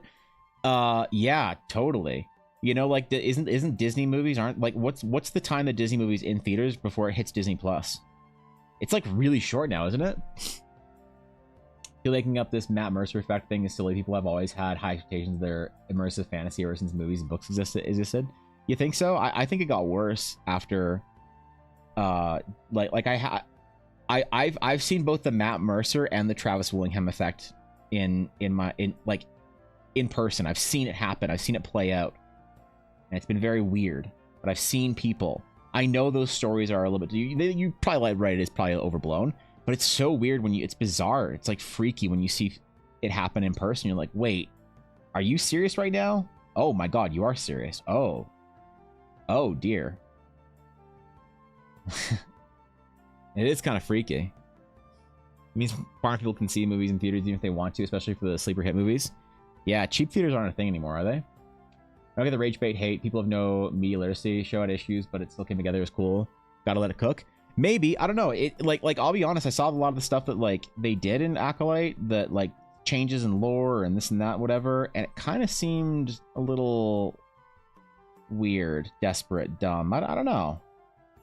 I don't like them changing things about Star Wars lore. I think that you know, if you're I don't trust them when they're like, oh, I remember the director, I heard her say like, oh, I want to like modernize a bunch of the stuff that like Lucas wanted to do, and I'm like, what? You? Who are you? I don't know, man. Like, I'll give Filoni. If Filoni says, yeah, we're gonna change this or whatever, it's like, okay, I trust you enough. But I don't know. Maybe I'll give it a chance at some point down. I'll watch it. It seems like a cool storyline. It just, I don't know. I don't like him messing with my Star Wars. But then again, it's not like every show has to be for me. Not butthurt about all of it.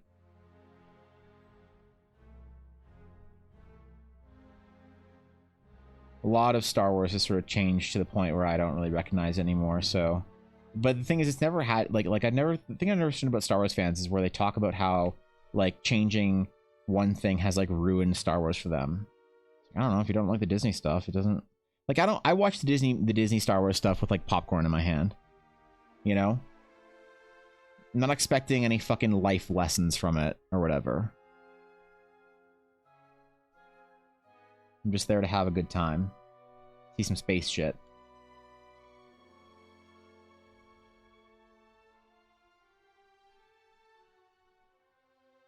But I get it when Star Wars fans are pretty meh about it. I sympathize, I understand. 27 minutes? Wait, what was 27 minutes? I got visible because D&D being put into pop culture, it's always been there.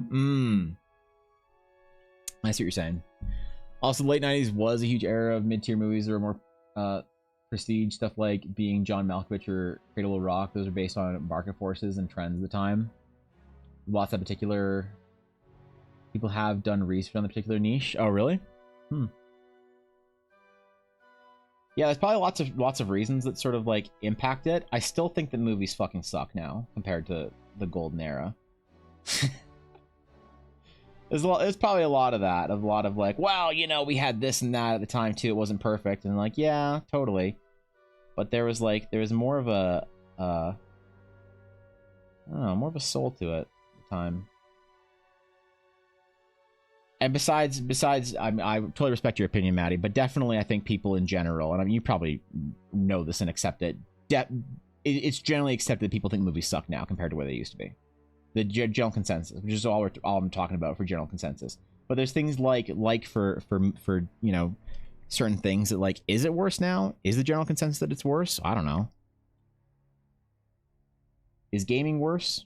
Maybe. Is anime too degenerate now? I don't know.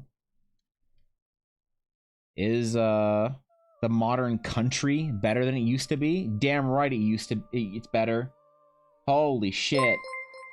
Who's that fucking guy? Stapleton? Yeah, get him Snackies for Evan this time. Thanks, Rob. What's up, man? How you doing? What's up, homie? How you been, bro? These aren't bits. Holy shit. Good to see ya. What's cracking? Good. Ella doesn't need any more beef jerky, bro. She doesn't need any more. Long flash to bang. You asked how long it takes for Disney movies to show up on Disney Plus. Oh, okay. I get. All right. Yeah. Okay. Thanks, Tar. I need you to just throw me that one real slow today. Thank you, bro. Thanks for adjusting for me. I appreciate it. Look, some days I need a lot of help. Yeah, that's it's something like that, isn't it? Ella was like, "Hey, we should go see this thing in theater," and I was like, "Oh, okay, maybe." And she was like, "Oh, never mind, it's on Disney Plus now." I'm like, "Didn't you say that last week that we were gonna go see it?" Some good artwork. Thank you, dude. I appreciate it. Working on a ranger today. A ranger that doesn't use a bow. Sacrilege, am I right?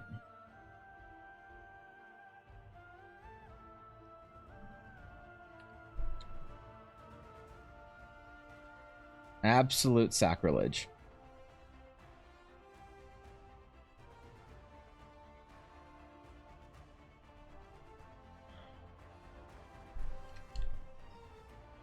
I hope I'm not too far away from the old fandom story things that I used to love so much. I hope I'm still within range of a lot of them. I miss being dazzled and entertained and wowed.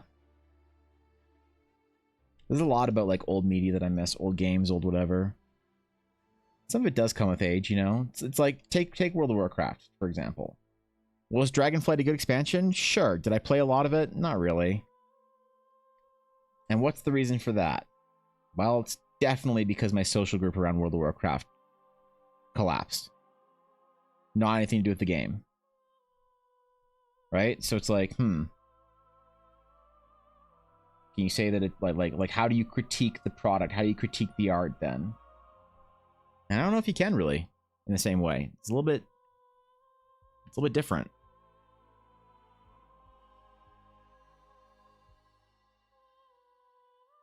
You gotta sort of think of it as in a different way.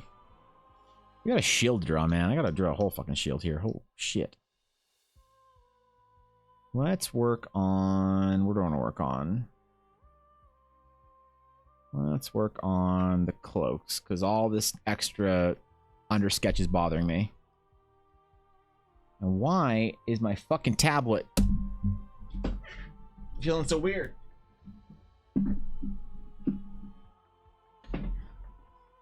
So I mean, D&D is a good one too. Trying to figure out if D&D has sort of changed, like how much D&D has changed versus the kind of the average player, right?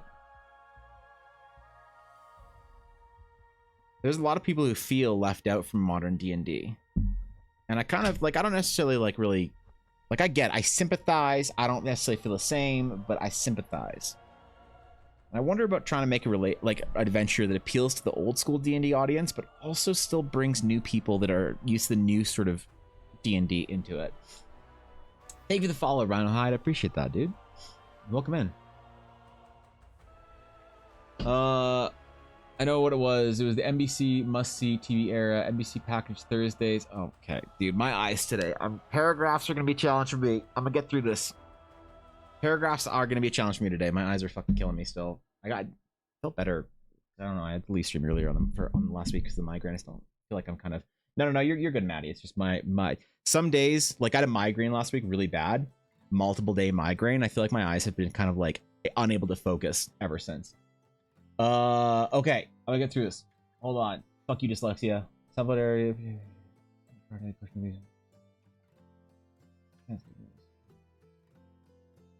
Interesting. So do you think TV got better with streaming or worse with streaming? So I've heard people say both. Like Mojo loves doing movie dates and Callie's Incredible Theaters with cozy seats, so it's a lot of fun for me. Yeah, we went. I'm enjoying seeing older movies in theaters, honestly. Like, or like more niche stuff or whatever. Like Elle and I went and saw the new Gundam movie in theaters with our friend Earl. And that was cool. It's like this like weird thing that you wouldn't normally see in theaters, but they're doing like a one-day only showing of it. And I like that. Or like the prequels. We saw episode 1 in theater the other week, last month. That was a while ago, wasn't it? That was May. It's July. Holy shit. Sorry. July. May. A couple months ago, we saw episode 1. That was fun. I would go see more movies, I think, probably in the theater if they were like older movies back in. You know, like, you know what a movie that I'd kill to see in theaters is? Like old Indiana Jones movies. Never seen them in theaters, obviously. That'd be fucking cool. Like Ella had never seen Phantom Menace in theaters. Shit, dude. She's a rich girl, man. She wasn't allowed to like Star Wars. So she fucking loves the prequels and all Star Wars movies, like Lucas Star Wars movies. I never got to see a bunch of them in theaters. And that was fucking cool going with her. There are a lot of movies that I wish that I could see in theaters.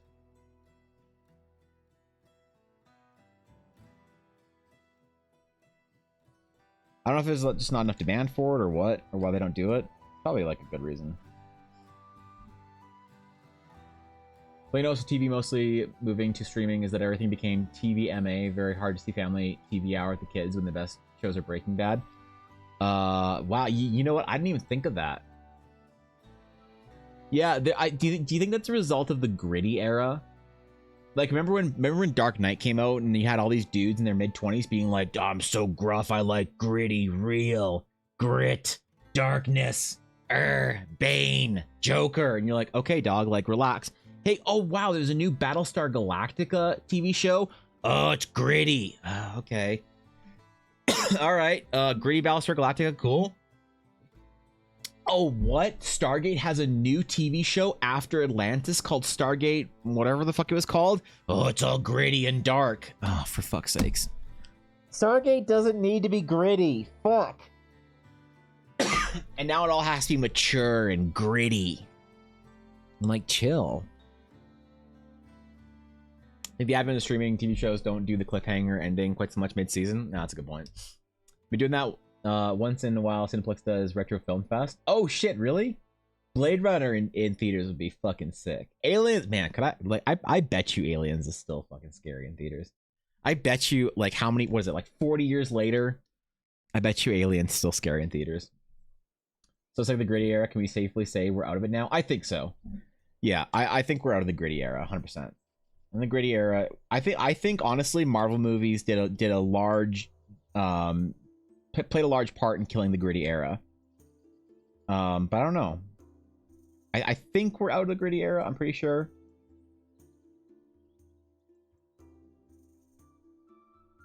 I think so. Be wrong. You think the Matrix was part of the gritty era? I always thought the Matrix was kind of in its own category. And maybe at the very least, Atari, I'd say the Matrix was so early. If you want to say that, I don't know if I agree that it's part of the gritty era, but if you want to say it's part of it, I think it was at the beginning enough to be forgiven, if that makes sense. You know? It was the terminally, perpetually gritty stuff that came after that that really got me.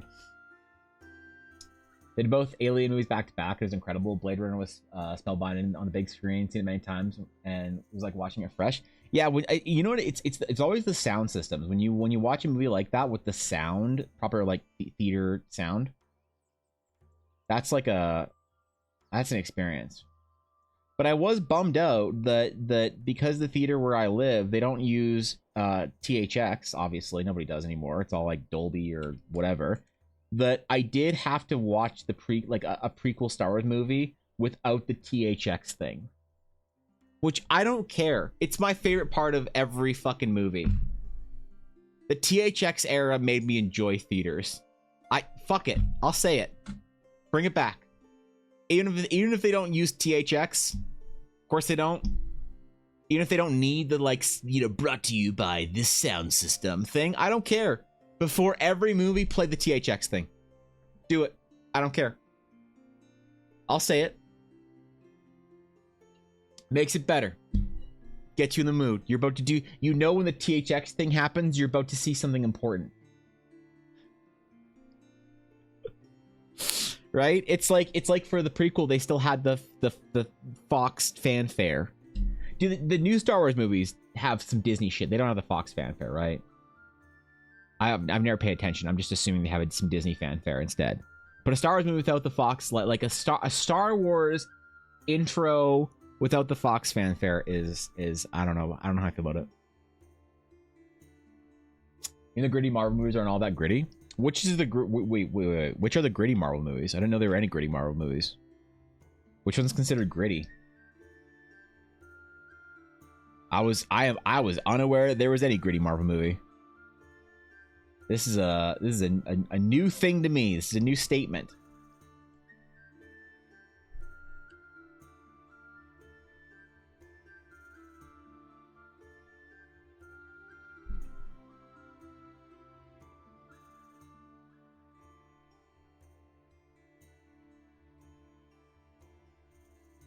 So I'm about to learn some shit. Early grit, fair enough. The same director who did Rocketeer also did the Captain America movies with the whole thing going, why is Rocketeer without the jetpack? Damn. Damn, bro.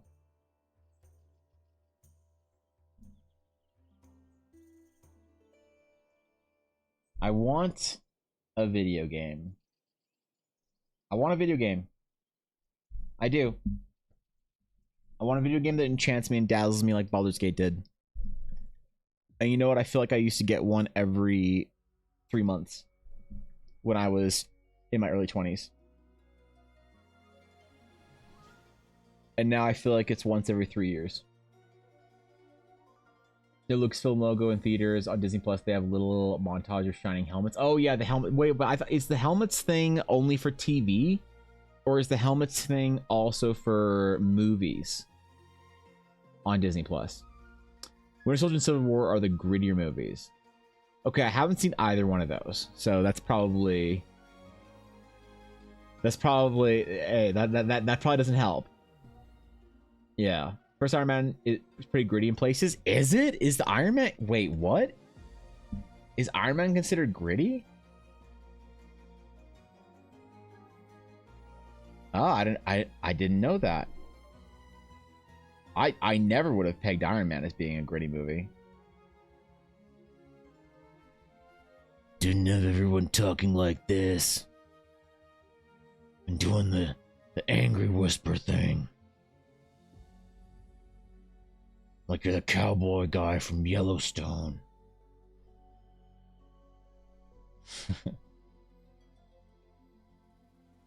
I don't know, man. This feels gritty?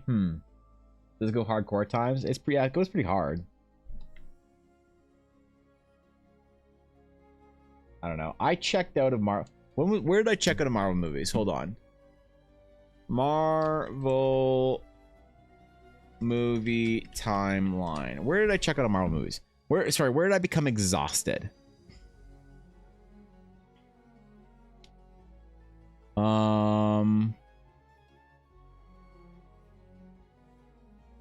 Marvel movie release order.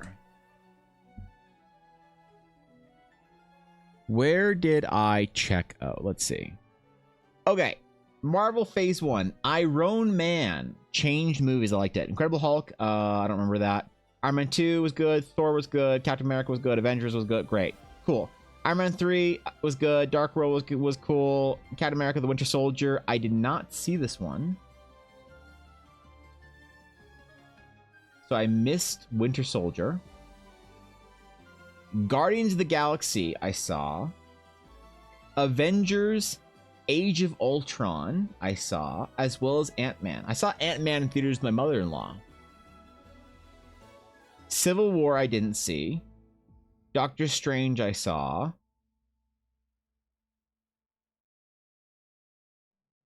And Black Panther I saw. So I checked out around the first half of Phase 3. I have not seen Guardian. Maybe I saw Guardians 2. I can't remember. Have not seen any of the Tom Holland Spider-Man movies. Have not seen Infinity War. I don't know anything about a Wasp, Captain Marvel, an Endgame, more Spider-Man. I don't know what a WandaVision is. I don't know who fucking Falcon is. Loki seems like an awful character to make a TV show about. Black Widow seems like it could be cool, but I'm guessing it was awful. What If? Is this a TV show? Shang-Chi? No idea. Eternals? Yeah, no. I got nothing here for Phase. There's a Phase 5? What? Okay, yeah. So I got here-ish.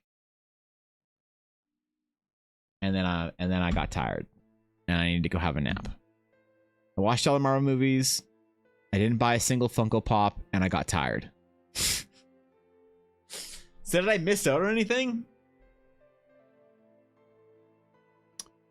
I think the Angry Voice is only gritty. Yeah. Captain America section of the MCU is my favorite section, but I grew up on James Bond movies, so Spy Stuff's my jam. Yeah. Dude, where I grew up, Rhino, they had, when I was young in the 90s, they had this thing called like 13 Days of 007. Where they like once a year just like air like 3 James Bond movies a night for like a week or two. And my brother, my dad, and I, we'd all just watch. We'd watch Goldfinger and Thunderball and Moonraker and Octopussy and Goldeneye. Dude. I think Goldeneye was my first James Bond movie that I saw. I think that was the first one for me. I think when did GoldenEye release? GoldenEye came out in 1997. No, not the video game. GoldenEye, the video game, also fucking changed my life. So I was 5 years old when James Bond GoldenEye came out. And oh my god, I would watch. Okay, let me tell you about this. Every time I'd go over to my grandparents' house, on my mom's side, they basically did grandparent things with my parents and whatnot, and my brother and I would go downstairs. My grandparents had an old TV. It was a TV that had the wooden box frame around it. Okay? And they had a VHS player on top of the TV. Every time we go there, my brother and I would be there long enough to watch 2 movies. And we would watch 2 movies while playing and doing whatever we want. But basically, we'd always have 2 movies on that night. In like we watched through 2 movies. And those 2 movies were one of a selection of VHS my grandparents had. My grandfather had immaculate taste in books and movies. So we had Star Wars 4, 5, and 6. We had 3 Indiana Jones movies, GoldenEye, and a movie about a dog called Benji. So before the time I was 10 years old, I'd probably seen each Star Wars film like actually 40 to 50 times, as well as each Indiana Jones movie and GoldenEye. We just watch GoldenEye every fucking Saturday. We go over there.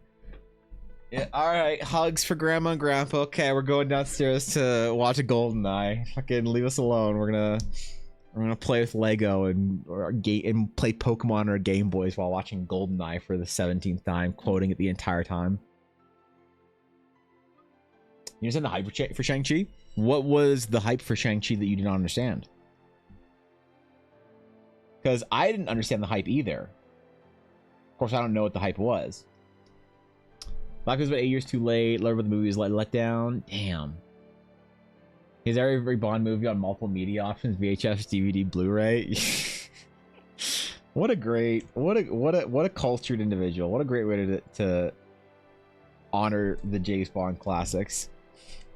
Yeah, we would watch them every year. I'd be so excited. You remember like when you're excited for things like TV sort of like events to happen? Like when I was young, the TV events that we got excited for were the Olympics. Were always hype. Like there's apparently Olympics coming up soon. I don't fucking care. I don't know if anybody actually gives a shit. Olympics were hype. 13 Days of 007 were hype, and Shark Week. Shark Week was fucking dope on Discovery. Oh man, you can watch some shit about sharks. And then when Survivor came out and it changed TV, my parents, my brother and I, we'd all cuddle around the downstairs TV to watch Survivor. When the fuck did that even come out? How old am I? Okay, when did the first season of Survivor air? Please at least be the year 2000. Please be a 2 in front of it. Whatever number it's gonna be. For the love of God, please start with a 2.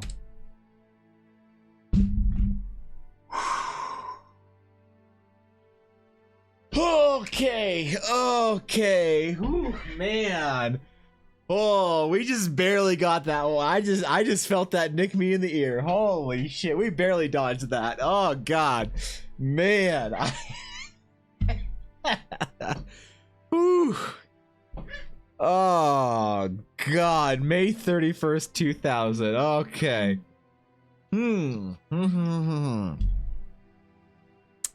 Gotcha. Excellent. Cool. We in it. We're good. We don't gotta worry about anything. Okay. We got. Okay. Whew. I got scared there, man. I got scared there.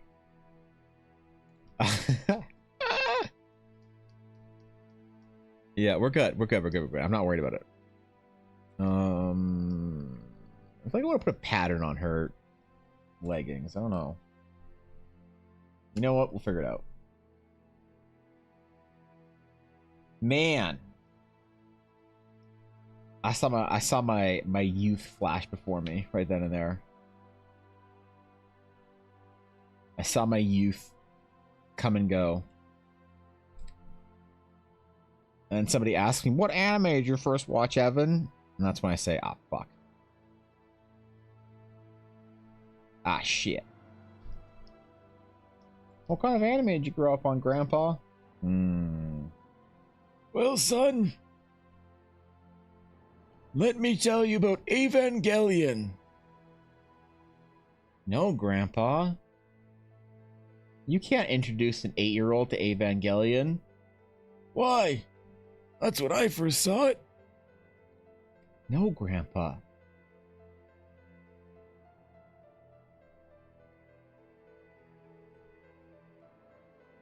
Just introduce them to D&D like every other 8-year-old is. Okay, good. I should know. All right, sure.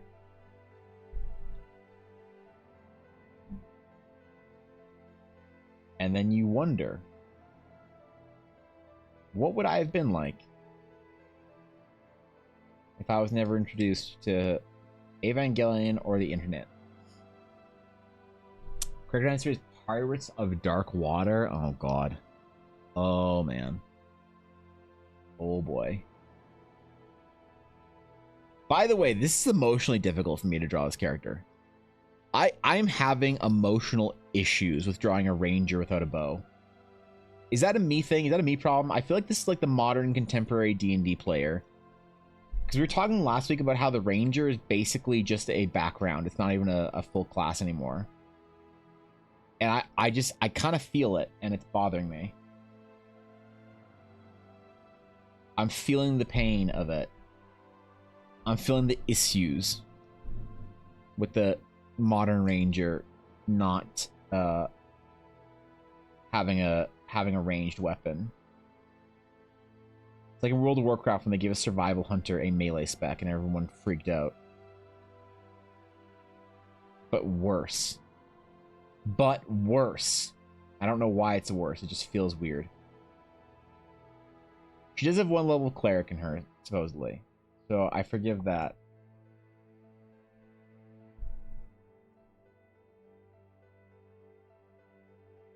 That's why she has the Shaleigh weapon. The favorite ability of Durids and range Rs. Or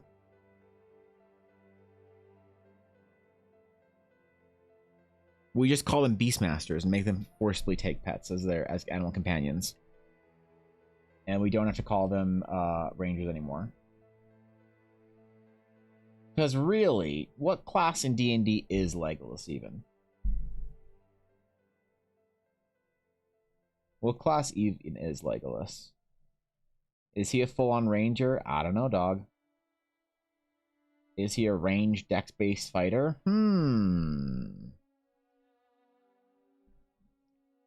Well, that's interesting.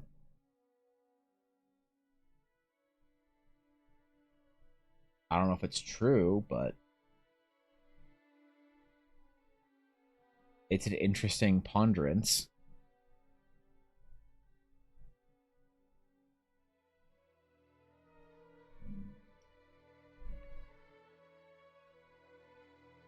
I mean, a lot of the greatest implementations of Rangers in games haven't even been called Rangers. Like Diablo 1 had the Rogue.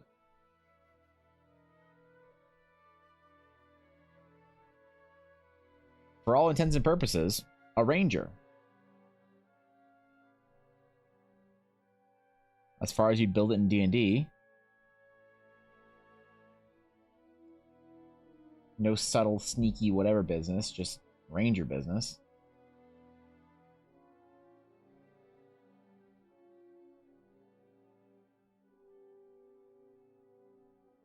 So I don't know if we can really use that as an example, but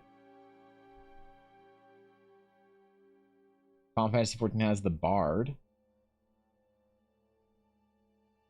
That's the Ranger. Although I do wonder if the Bard or the Dancer fit into the Ranger category more for Final Fantasy XIV. If you were taking them into D&D terms, you know? My player is a Drake Warden Ranger. She uses a Dragon Companion as her weapon. The fuck? This is also a Drake Warden Ranger. Thus the small dragony elements I'm putting in there.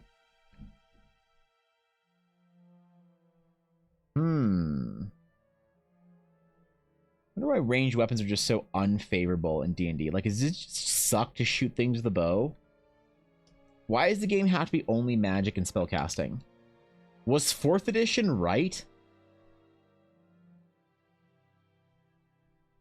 All along, where you should have your skills as, like, powers or whatever? And treat ranged cool attacks and abilities the same way you would treat a spell?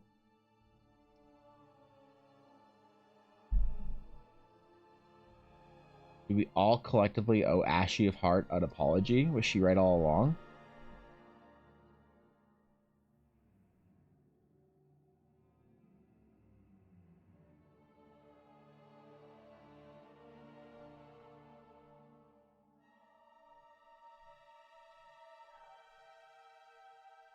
Because doing martial classes is hard, I think. For some reason, the melee ones feel right. I think making the ranged fighter was a big mistake, though. They should have kept identity strong for rangers. And I still don't know, actually, like I actually don't know. I'm not even memeing. I don't know how I feel about ranged sneak attack. I think I hate it. Like I'm not entirely positive, but I think I hate from a gameplay standpoint, from a thematic standpoint, from a vibe check. I think I hate I think I don't like range sneak attack. Pretty sure. Looks so cool. Thank you, dude. I appreciate that. It's very kind of you to say. I want this character to turn out really good for Kitty, so hopefully she likes her. It's the first commission I'm doing in a long time. I haven't accepted commissions in a while. Like, I gotta do an extra good job because Kitty's a long-time client and I want to make sure characters are always pog. Not that I'm trying any harder than I would for a normal commission. I always do my best. There's more pressure, you know? Two big speaks of Ranger. Their pet action uses your action. Yeah. And 9% of their spells are concentration. I changed those two things, and now I'm asking my Ranger player to go easy on the rest of the party. Yeah, you think it's like I know that there's some 5th ed 0.5 2024. What do we call the new rules? Is it D&D 1 or D&D Next? We're going to call it D&D 1 Next. Until Wizards has an official name for it that we don't think is dumb. But in D&D 1 Next, I think they're making Rangers, like, completely neutered. I've heard Ranger players be very upset with the new D&D 1 Next changes. Like, what's the point anymore for Rangering? It's like Wizards is giving up on them, some people feel. Now, I don't know how much of that is just, like, hyperbolic reaction.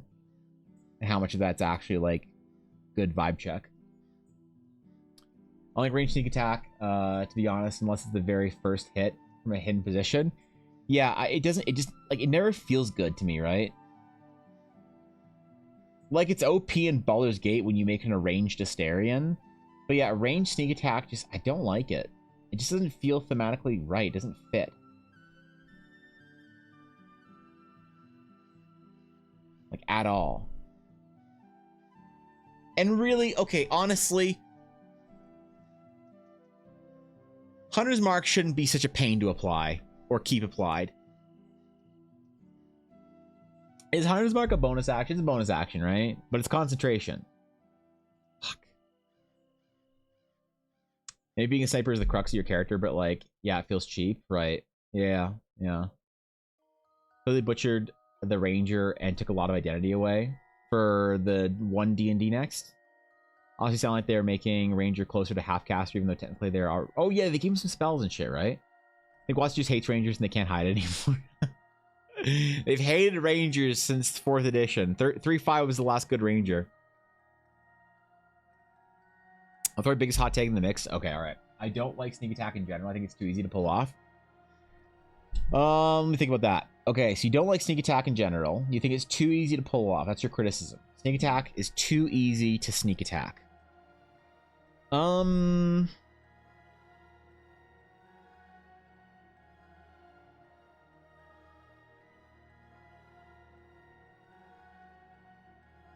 I see where you're coming from. Yeah, I can see where you're coming from. So, how would you make rogues feel interesting without sneak attack? How did I remember the scoundrel sneak attack in Star Wars Saga Edition? Felt okay. I'm wondering why. Why did the sneak attack in Saga Edition feel okay? From the scoundrel. Where's the scoundrel? Class, hero classes. Scoundrel is 45. Page 45.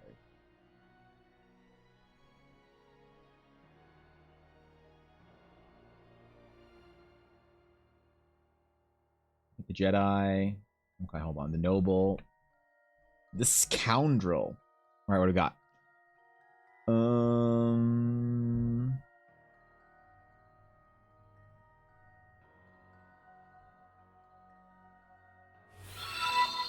How did it work?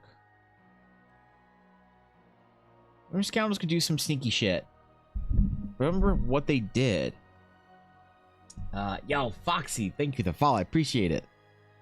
What's up? Where was the... Was it a talent?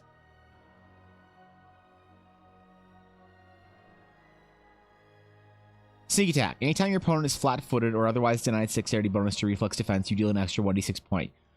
Oh my god. Okay, hold on. I know why sneak attack feels bad for me. Because they removed flat-footed AC. So I use flat-footed in my campaign. I use flat-footed AC. It's a legacy D&D rule that I don't think Wizards should have removed. That's my biggest problem.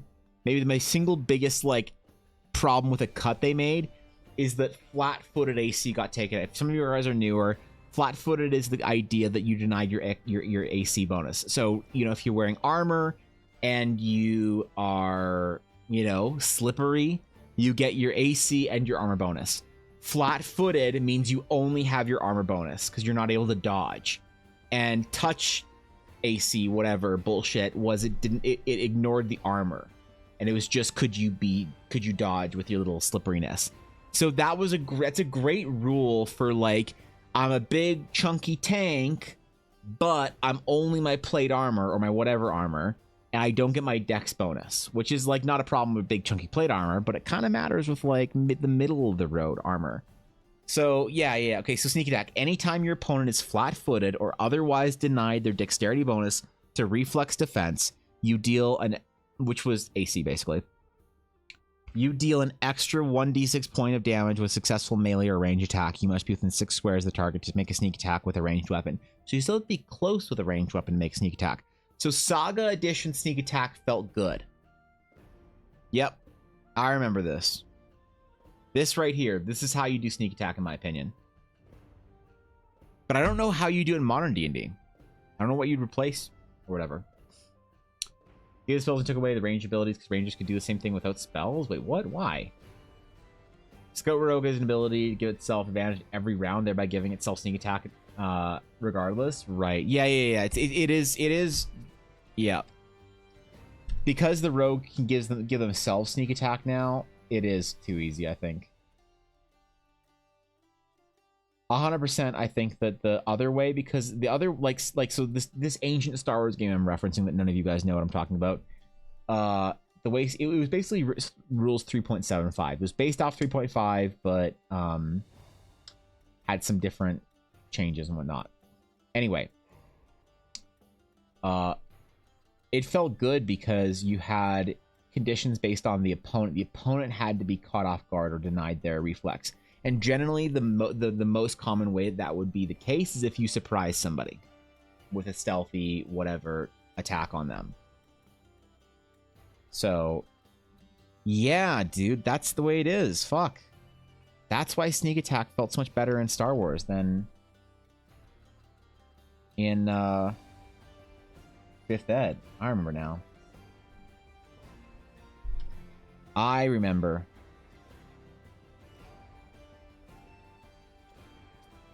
Slowly having flashbacks here. The game is coming back to me.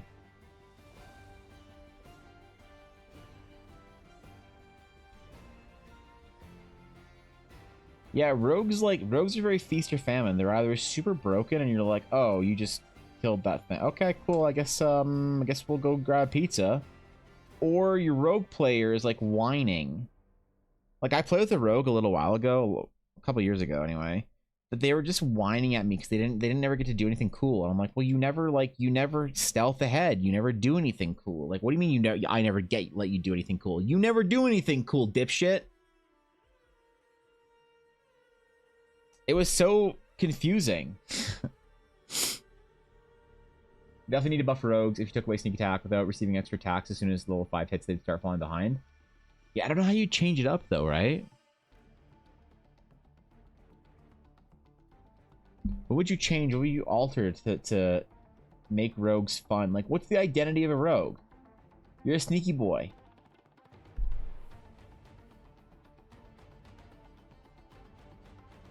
I don't know what you'd have to do to, like, make that seem fair without being...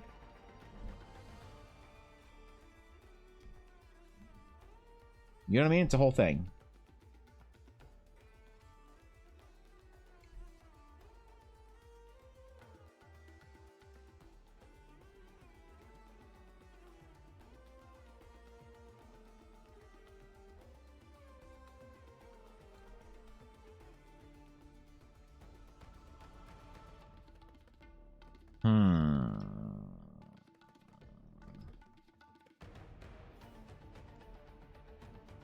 Maybe you give them like, well, like monks kind of take them the lots of attacks vibe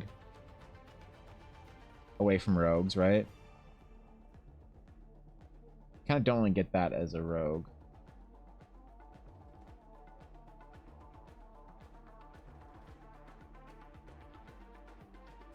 I don't know what kind of identity you could give them. That's tough.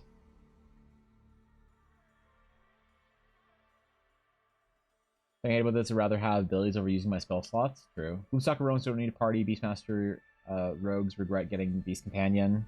To be fair, I've never played the Gloomstalker player. I've never had a person play Gloomstalker in any of my games. So. Unless my current rogue is a Gloomstalker and I had no idea. Okay, wait, what subclass is Limit? What the fuck? How do I not know this? Do I just pay that little attention to my players in our DD game? I'm like, only one player has chosen to play an Astral Knight. The others, I care not for. Damn, Evan. You don't care for any of your players that don't play your own homebrew bullshit? No. Alright, fair enough. True and real. Your players aren't playing your dumb homebrew bullshit? It don't matter what their names are, because they ain't gonna be around too long. Hope you like rolling for stats. Or some shit. Give extra attacks, in my opinion. Rogues should be attacking a lot. A lot. They're usually dex-based, so why are they only able to hit once where there's a stabby boys? Yeah, if you give rogues a bunch of attacks...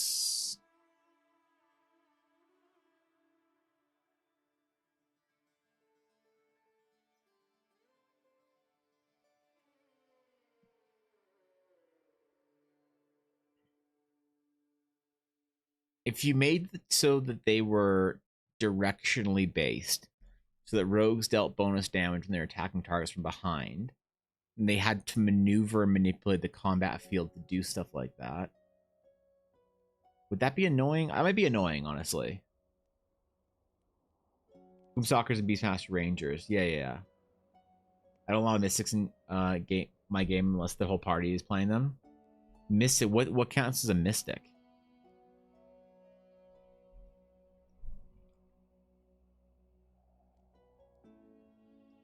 Yeah, what?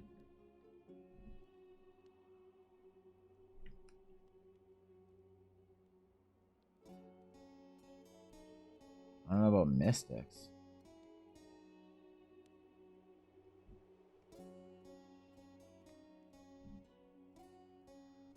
Okay. I'll put some like metal, some armor on these boots, bro. I don't care what the internet says. I'm allowed to put metal on my rogues and rangers all I want. And bards. And the other one. Druids. Let your druids wear metal. Don't be such a wuss.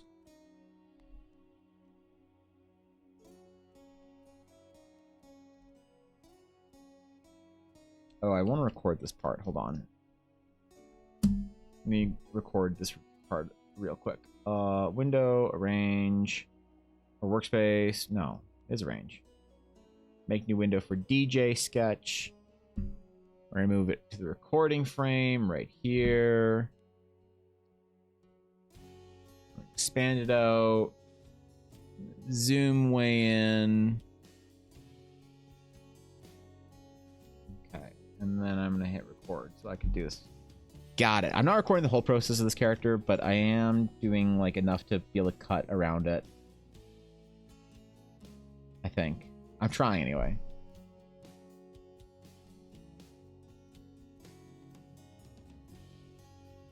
For a DJ. I never did question the name. Should think the character's name was DJ. Doesn't sound very fantasy-y. I feel like my immersion is broken. Main issues with extra attacks. I think I'd start by thinking why play rogue when I can just play a fighter and enjoy the extra AC instead. Yeah, making it more direction based could be interesting, but Wizards would definitely have to establish some directional rules. They would, and that's kind of tough. That's tough for also like large things like dragons and shit, you know?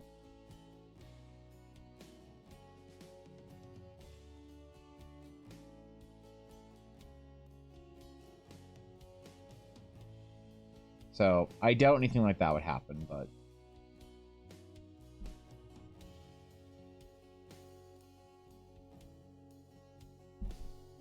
I'm just trying to think of ways you can sort of build some identity into the rogue.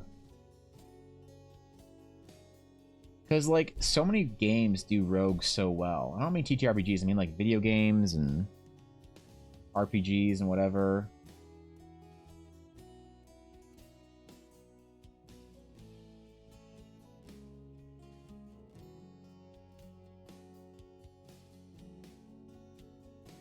I wonder what's missing from the Wizards rule set. Like, definitely, it's funny that they do suffer from the issues of removing the flat-footed problems from the game. You remove flat-footed AC, what do you do about rogues? Sneak attacking. Uh-oh. We've made the game more mechanically simple. Okay, this thing's not viable anymore. Fuck. Did anyone really think that, like, flat-footed AC was too complicated?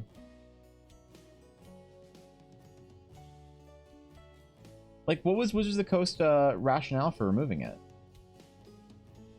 Seems like an easy fix here. Sonic Classes got rid of because it was broken as hell? DJ, yeah. Thanks for D&Ding it for more from me. I appreciate that. Thank you. For now, then they might want... Alright, my tail wants to play superheroes. Yeah, okay. They don't care about viability. You don't think so?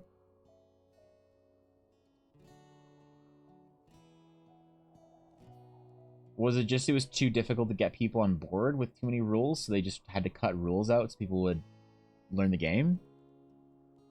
Is that what it was?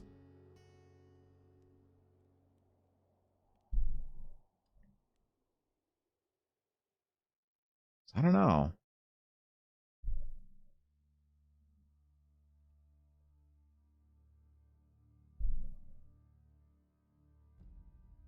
I like to think there was like a good reason there, you know? Like some benefit of the doubt shit. But I sometimes I see changes and I'm like, why did like... So this is not the first time that Wizards made changes of simplifying rules that I've been very confused about. The Magic the Gathering rules changes they made in 2004 or whenever it was, with like stacked things and combat and whatever changing to be more simple. I never understood those rules.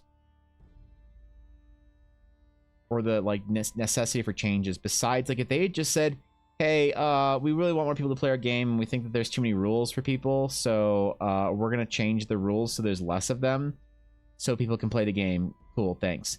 At least you'd understand why. But I remember like with the Magic the Gathering thing, I remember reading this whole article about how like this rule was like too... It was too difficult to manage and badly designed and whatever. And I didn't know a single person that didn't understand that rule that played Magic. I didn't know a single person that couldn't understand how the rule is supposed to work. But I knew everybody who was like, oh, that changes my deck because I like used that thing. Okay, well that's lame. You know? And I wonder if in some ways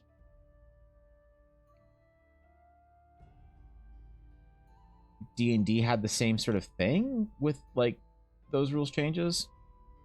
If it's just as simple as people are intimidated by rules, dog. So I know you are an existing player and I know you like the game, but like, sorry man, we got to think about growth for the game. And like at least I can respect that, or at least like not respect it and then leave the game or whatever, or, you know, do whatever you want. You know what I mean? Make martial arts casters more closely comparable in the late levels, right? Look back for a second, I thought you were drawing Sailor Moon bow. Listen, I have never once drawn Sailor Moon. Boy, my goal is to try and get good enough at art that I can finally participate in the 2017 Draw Sailor Moon in Your Own Style challenge.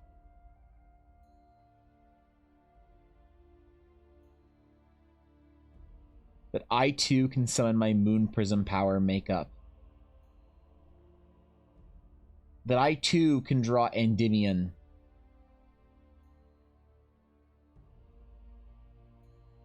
And my favorite of all the Sailor Scouts, the best Sailor Scout, that deserves my attention the most with fan art.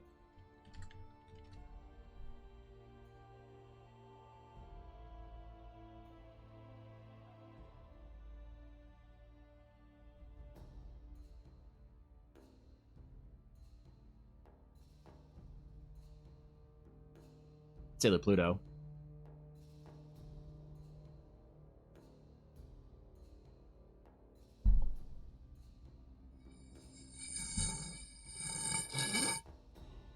Oh god. Or Saturn. Saturn's also pretty cool. Saturn has the cool. Saturn's dope too. Saturn and Pluto. They both got the spears and shit. Either one. I'll pick either one. But if only I can become good enough to draw Sailor Saturn and Sailor Pluto, and then I'll be able to actually make art. Worthy goal. Yeah, thanks. I hacked this guy to death. Yay. Wait. Turn see the wizard casting a freaking meteor storm over the country. Yeah, that's always why I like to sort of limit power level in my world building. Like I always say, in the realms of Eldara, the highest level NPCs are probably like somewhere around 14th, 13th, maybe 15th level. I think when you have a world of an infinite amount of 20th level wizards running around, it's kind of, it's kind of like having interactable deities. They're just there and doing shit and fighting things and fighting you. Yeah, I don't know. It doesn't. But I also don't play a lot of epic level stuff like D&D games. My games typically don't make it that long. And I level my party up, I think, particularly slowly amongst a lot of DMs. Because I just don't find epic level D&D as fun as people think it is. I always feel like it has all these problems in it and complications and weirdness, and it also needs to be reward for my games. I feel like once you get to that level, that point, just the story of the game, it's all sort of meeting this confluence of investment that really fits and vibes well for me. But before that, nah, I don't like to rush it. Bro's big TTRPG game, to the point D&D has also become synonymous with the game. Yeah, you're right about that. It has. Yeah, you play TTRPG, you think D&D. I think the indies had an opportunity to really change that during the OGL drama, but the indies, a lot of the communities, not the developers, but the communities, completely dropped the ball. They completely dropped the ball when people were seeking other TTRPGs. The indie communities were the ones that fucked it up, not the developers. Because the communities made the reason you should play or try their cool indie, like smaller or indie TTRPG, because it's not D&D and not because it has its own merits. It's like somebody finally looks over to see what your project's all about, and you tell them that your project is unique because it's not this thing. You're like, oh, well, I'm not mad at D&D. I'm just wondering what else is out there. It's like, oh, well, shit, we blundered it. The devs, I guess, are somewhat at fault for it too, but I blame most of the communities. In a society where evil wizards can level whole cities, not conducive to a stable civilization where you can raise a family and start a new business. Yeah, for real. The highest level character in Teleria might be Star Speaker Ariel, and she's 16th level. I think Yurna's 14th. I think Endrick is 13 or 14. And I think the other like big great heroes of the realm that I haven't written about or haven't like talked about or needed to use, but like, the Empress of Novalia, the high master of the Paladin Order of whatever the Navalia main city is. They're all like 12th level. There's like nobody running around that's above 15th, 16th level. And the Star Speaker is like kind of an exception, but she has like a serious burden on her of power, so that's part of the character. Superman, One Punch Man problem without when nothing's a true challenge, where's the excitement? Yeah, for me it's more of a world build. Like from a gameplay issue, I think you're right about that. I agree. From a world building standpoint, it's more of a problem for me that like it is an issue of how do you have, like Atari said, a stable society when like you have multiple people out there that can just snap a finger and bring down a giant like pool toy shaped meteor that explodes into lawn flamingos onto an entire continent and destroy it. So I know if Lord Ashton has a first name, speaking of NPCs, yes, he does.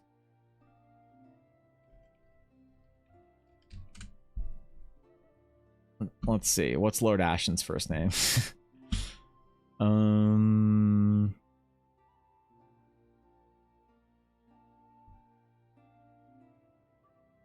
gonna control F Ashton. Met with Lord Ashton, whatever. Ashton, they spoke Lord Ashton.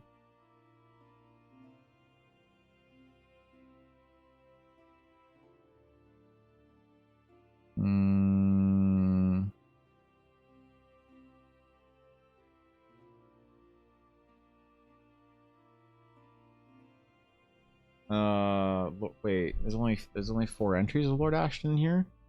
What?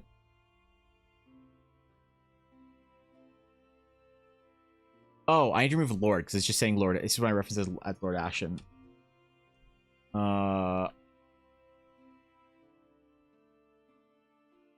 Yeah, okay. I was like, why is there only 4 entries of Ashton in here? His okay. His name is Lord Gremar Ashton of the Royal Archaeology Society. Weirdly, there's no royalty for it to be a royal society of, but he also basically the entire time you play Lord Ashton, you are doing an Arcturus Minx impression from StarCraft Wings of Liberty. Yeah. They known him for years, but when I call him Lord Ashton, no one knows the first name, and he's just too late for a friendship to ask now. Yeah, you're right about that. Wait, I'm too scared to ask. Wait. I don't want to ask him his name. Lord Ashton does not appreciate your inquiries. After all, by no means the dropping of eaves, the activities of a gentleman. You'll have to forgive me. But I heard my name and was too intrigued, as they say. But Lord Ashton, where's your pipe? Oh, I need no pipe when I am doing my business in the dark hours of the night. Well, you always have your pipe, Lord Ashton. Why are you so angry and gritty? Why is Lord Ashton so angry and gritty?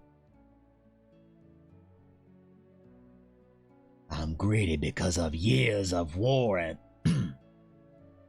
You'll have to forgive me.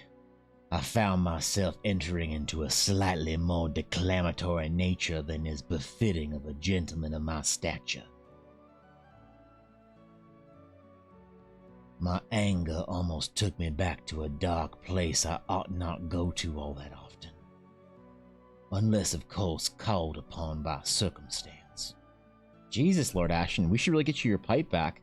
You're a lot more chill when you have your pipe. Maybe so. I do find the numbing agents of a good pipe assist me with a great deal of mental clarity. Oh, that's just the nicotine, sir. It's not actually any sort of soothing whatever. It's just straight nicotine. Have it your way, then. All right. See you later, Lord Ashton. Have a good night. Lord Ashton, man, he just...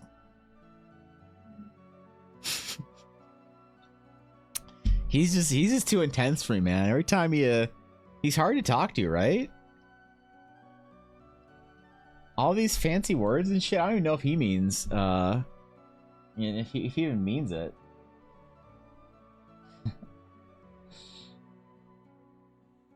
Yeah, what the hell, dude? That guy needs to chill, needs to relax.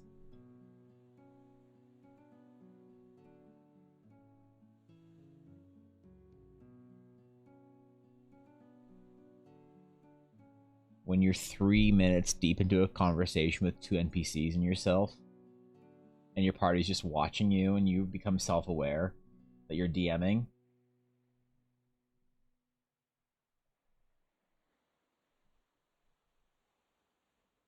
All right, Sebek, you have to ask Scholar about this thing, okay? I don't want to ask Scholar. All right, do a persuasion check, Ella. Okay, 23. All right, you convinced Sebek to ask Scholar about the dark fucking crystal thingy. All right, Sebek and I go. We enter, and I'll step back and let Sebek do the talking. Wait, so the NPC you're with is doing the talking with the NPC that you're going to go see? And it's a big, long, difficult conversation where many things are discussed that I'm going to need to have with myself for the next 5 minutes? Okay, cool. Got it. That's what I signed up for?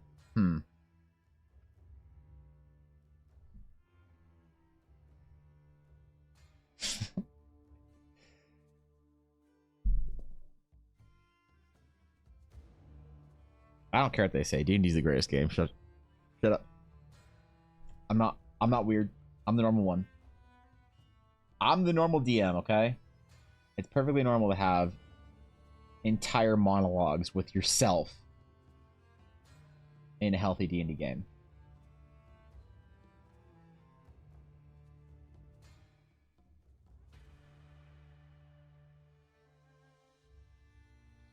It can be avoided. I was going to say the problem can be avoided. It's not a problem necessarily, but the event of having a monologue with yourself all that often can be avoided if you have enough players. That's why I need more players. I need like 2 more. But the problem is, all my players that aren't in the one group I have are in weird schedules. It's like, this is the biggest problem. Never, if you're a D&D player, my advice, never befriend a single person from Europe. Nope, don't do it. For some reason in Europe, I don't understand it, they use a different time zone. You're like, oh, it's 10 a.m. I'm going to go live. And they're like, no, it's not. It's 5 p.m. And I'm like, I get it. You're original. You're not like other girls. You need to be like different time there. Like, weirdo? Just make it 10 a.m. there too. Like, what the fuck? It's 10 a.m. in Canada. Just make it be 10 a.m. in Europe. Oh, we play at 7 p.m. Mountain Time. Oh, that's the middle of the night for me in France. What do you mean? Just make it 7 p.m. Like, come on, bro. I have a problem because I run a game over Discord. I can't have soft-spoken characters because my mic doesn't pick up the voice. Oh, yep. That happens. The Discord mic is a lot less sensitive than the stream mic is, so sometimes I have that problem too. So we play over Discord as well. We don't actually play in person because 3 of my players live in California. I don't. So there is that. Is that probably louder? Arcturus Minx would just be Sheriff Buffalo T Justice. Okay, listen, I'm not that old. Yeah, listen, bro. Get a second watch and tune into D&D time? Yeah, for real. Like what? Like who decided in Europe to make their nighttime when we have daytime in North America? I thought didn't we win enough wars in North America? Don't we deserve to decide when it's daytime? All right, come on, bro. Can't all Europeans also just agree to have daytime at the same time?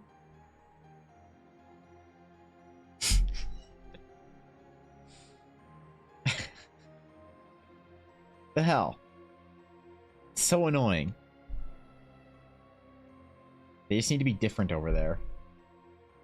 Because all my friends that I would add to our DD game are all Europeans.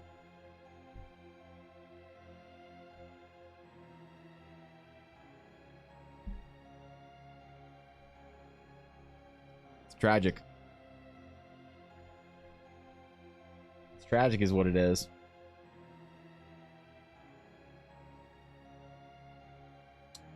Live in Texas and two of my players are in Florida. That's pretty close. The Smokey the Bandit reference, that's a little... I have very few memories of Smokey the Bandit. Very few memories of watching it on TV. I only ever saw reruns of Smokey the Bandit. It was on right before or after the Andy Griffith Show.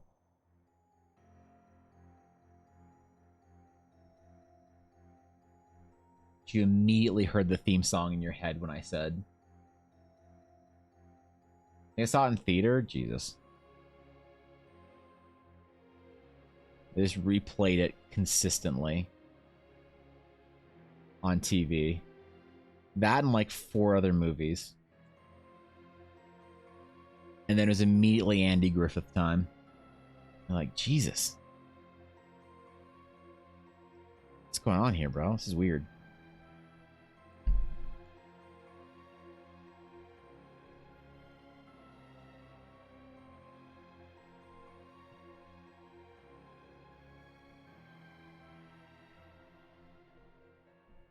I still can't handle the Ranger not having a ranged weapon. I didn't, you know, I'm such a bad artist and bad, like, commissioned artist. I didn't even ask about the ranged weapon. I just thought bow. I don't know why. I just assumed bow. And I realized I assumed bow. And I drew her with a bow, like holding her bow, like outstretched. And I remember I was like, oh shit, I should ask. What if she uses a gun or a crossbow? Oh fuck, I didn't ask. And so then I asked Kitty, I'm like, hey, I just drew with a bow, but like, does she have a crossbow or like a gun or anything? And she's like, no, she has javelins.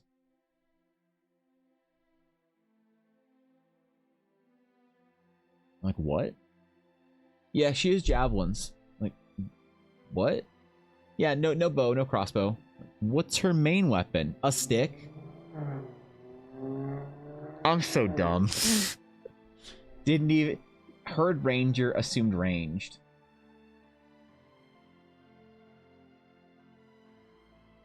I was humiliated, ashamed, embarrassed,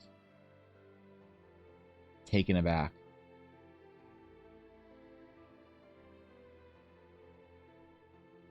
Oh well. I know there's 6 Smokey and the Bandit movies. Damn, bro. It has got to... You said your players are in Florida, right? Yeah, it does gotta suck living in different countries, though, and playing D&D, right? Because your players, if they live in Florida, they're all Americans, right? Unlike the great nation of the United States of Texas. I'd love Texas, dude. I just wanna move to Texas and eat barbecue all day. And buy an F-150. I'd fit in, bro. Are you kidding? I live in the Texas of Canada. Oh, man. One of my players grew up in the United States of Texas. Keeps telling me about all the cool shit we could go do. Technically, javelins are ranged weapons? Yeah, technically. Just came up with a ranger that throws javelins? Ah, shit. So I really with a Londoner at my table. Poor girl got up in the middle of her sleepy time to play with us. That sucks. Yeah, that blows. If I wanted to play with all my like European friends and stuff, I'd have to play in the morning. Morning D&D kind of slaps. The problem is with my schedule right now, my mornings are sacred. I cannot disrupt my schedule in the mornings. It has to be the same every day or else I won't do it. If I don't go to the gym every day, I won't go to the gym any day. That's what I realized in my giant weight loss journey. Is that I need to treat myself like a... kind of like the laziest version of myself. And that's something I realized. So I tried to do a morning D&D game for a while, and I realized that I woke up on Saturday to play D&D, and I didn't do anything that day. I couldn't convince myself to go to the gym. I couldn't convince myself to go on a walk. I couldn't convince myself to do anything because you're not like doing the healthy things you should be doing. I just like didn't do anything else healthy that I should be doing. I need to manipulate myself because I am a dangerous combination of both lazy and dumb. So it is. My girlfriend is a newfie, and listening to her talk about it, her experience, those surprised just how country Canadians are. Oh yeah, I mean, rural Canada is rural as fuck. Yeah, dog. It gets rural as all shit here. It surprises people. Like, if I drive, I live in the mountains. If I drive 1 hour east out of the mountains and 2 hours south, it is nothing but ranchers, old beat up pickup trucks, and country music. I'm not kidding. People don't know about Southern Alberta, about the ranching culture. Oh, man. Like, Alberta got some cowboys, bro. We got some cowboys. You see some old dusty boys riding up on their horses out down the side of the street. You know, it's true. Newfoundland is different because the Maritimes have a whole different like rural culture. It's still rural as fuck, but it's different because you got the ocean, you got the sea, you got the maritime vibes in there. Right out west, it is farmlands and ranching. It's wheat, canola, and cattle. Out where I live, I grew up in Calgary, which is sort of the heart of the West, the capital of the West, as it were. And like we have a entire rodeo event that happens every July that people fly in for. Oh yeah, it's something. It's a whole something and a half. We real cowboys who wear chaps? True. No, not the guys wearing assless chaps at Cowboys. Koi, come on. I know your club phase is still ongoing, and you spend most of your evenings on the weekend down at Cowboys or the back alley. But no, different one. I drove to the Badlands from Calgary, and you see some farmers at the local shops. Oh yeah, dude. Out by Drumheller in them Badlands. The only place with any kind of venomous snake in Canada that I know of is out there in the Badlands. But they also have the Dinosaur Museum. I had to Google what cowboy... Okay, alright. You think you're so cool. You think you're better than me. Listen, just because you are doesn't mean you have to say it. Cowboys and Pirates, got it? Yeah.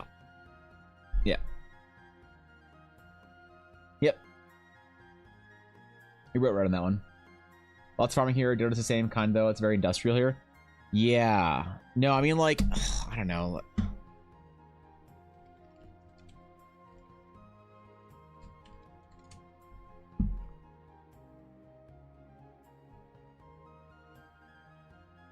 Like, the prairies in southern Alberta are a combination of this, of ranch towns in the shadow of the Rockies, and infinite fucking wheat fields and grass fields for like cattle.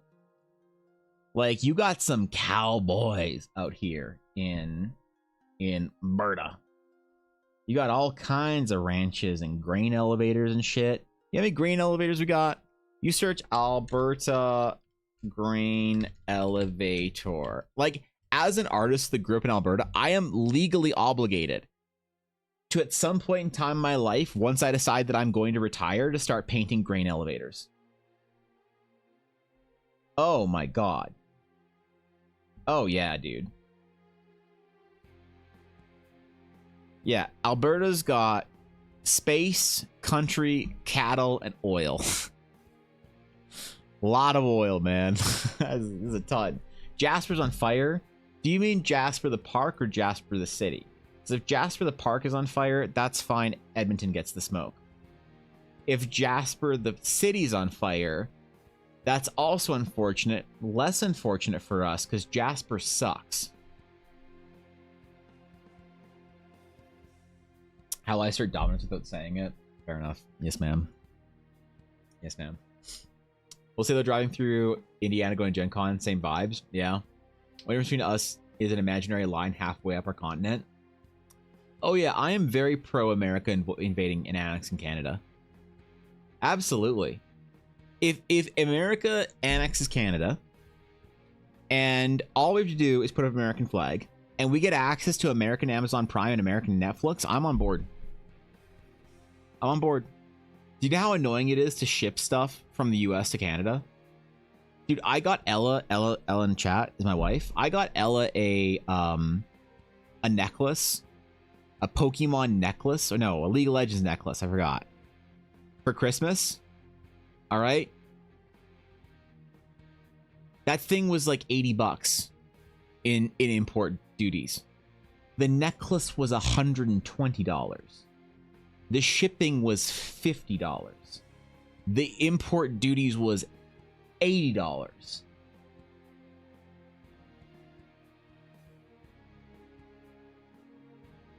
I mean, had to cancel my Banff trip this weekend. That's too bad. That's too bad. Damn, bro. We asked you, but also switch your healthcare. No, here's the thing. This is what Americans don't understand about Canadian healthcare. American versus Canadian versus British health care. Where's the meme? Here it is. This is the meme. In America, you might say to your doctor, I need stitches. Your doctor will smile at you and say your bill will be $67,000. That is true. That's not good. American healthcare system is fucked. In England, you tell them that you need stitches. They say, sure thing, boss. Gov. Tuesday, isn't it? But your appointment's in 43 months. Fair. In Canada, you tell your healthcare practitioner you need stitches, and they wonder if you've considered dying instead. We call it alternative medicine. Yes, the healthcare is free. The advice is maybe you should instead consider dying. Yes, Canadian healthcare is free. No, it's not good. That's something that people need to remember. It's not bad, but it's not like it's some utopia up here. Is it better than America? Would I take our system over the American healthcare system if I didn't have a nice job at a nice company, which I don't, because I work for myself? Probably. I wondered. I had surgery. Multiple surgeries. I had health problems growing up that coalesced into in my early 20s. I thought I was going to die. I didn't die, which is great. And I probably won't die, which is fantastic. I mean, until I naturally die, and then that's cool. So I'm okay. But I had a lot of health problems. I had surgeries. I had all sorts of stuff when I was a teenager and a young adult. And I wonder what the medical bill would be like for all those hospital stays, surgeries, procedures, tests. Like, I wonder what it would have been. Into the hundreds of thousands. Absolutely. I don't know. 90 stitches in Ireland? Ah, sure. Look, you'll be great. Wait, what? What do you mean? What do you mean? Des, what are you talking about? You need stitches in Ireland. That's... We already covered Ireland. Yeah, what do you wait, what? Yeah, Des, that's right here. We did you second. We did you second. I did America first. See, America was first, and then I did you guys second, and then I did Canada.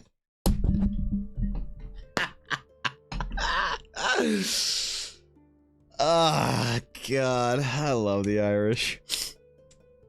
Man. I love you, bro. I love you, buddy. I love you, buddy. Listen, man. Actually, so my family tree on the Blair side starts in Scotland. Obviously, Blair's a Scottish last name. We actually got kicked out of Scotland and we lived in Ireland. My family, the Blairs, lived in Ireland for like 200 years, mind you, before we came to Canada. Or well, we went to the US, we went to Kentucky, and then we came to Canada. The theory though is that we apparently got exiled from Scotland because there were accusations of the Blairs being sheep thieves. And then we got driven and chased into Ireland. Across the fucking water. What's the water in between the Ireland and the other bit called? It's a something channel, isn't it? Glad to say up the Aria on Twitch. Okay. Chill. Sorry, Canadian healthcare money's all going to me? What do you mean all of our healthcare money's going to you? How much is your chair anyway? Jesus. Interesting, my family moved to Texas because the patriarch was a horse thief. Look, it happens. Happens to the best of us, bro. What's up? Oh my god. Hi, Tucker. Tucker! Is he clean? Yes. Come here, bud. Tucker, I know you smell Una. Get over here. Hey, buddy. Tucker. Chad, I got a new dog. Hey, Tucker. Hey, bud. Where's Una? You drinking? Oh. All right. Good night, Tucker. That's my mother-in-law's dog. Don't be eating the fish. Oh god, we have a dog. We have a dog that can reach tables in this house now. He doesn't jump up on stuff. He's too fat. Yeah, he's pretty fat. All right. Well, that's great. I was not expecting that. I'm not playing with you, Tucker. I'm streaming. You gotta learn the schedule. You gotta learn the schedule. A little fatty, man. Thought he was gonna diet when he's here, alright? He's gonna cut some pounds. Tucker Giga Chad? Maybe. The chair about a week of your meds? That's fucking hilarious because it's true. That's hilarious because it's true. Jesus. I'd like to never need to buy a gaming chair.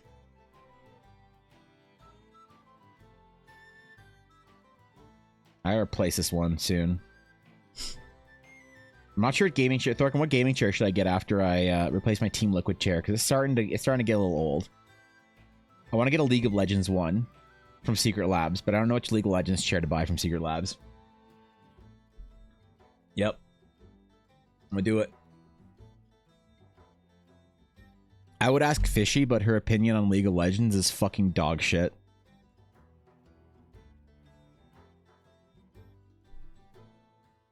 She'd be like, buy the League of Legends chair with the toes. Oh, that's right. I forgot I'm allergic to Tucker. Oh my god, I touched him with my gloves. Fuck. So I'll usually give him scratches and then wash my hands. But I touched him with my gloves on. Fuck.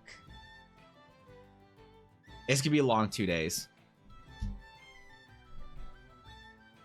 It's going to be a long 2 days.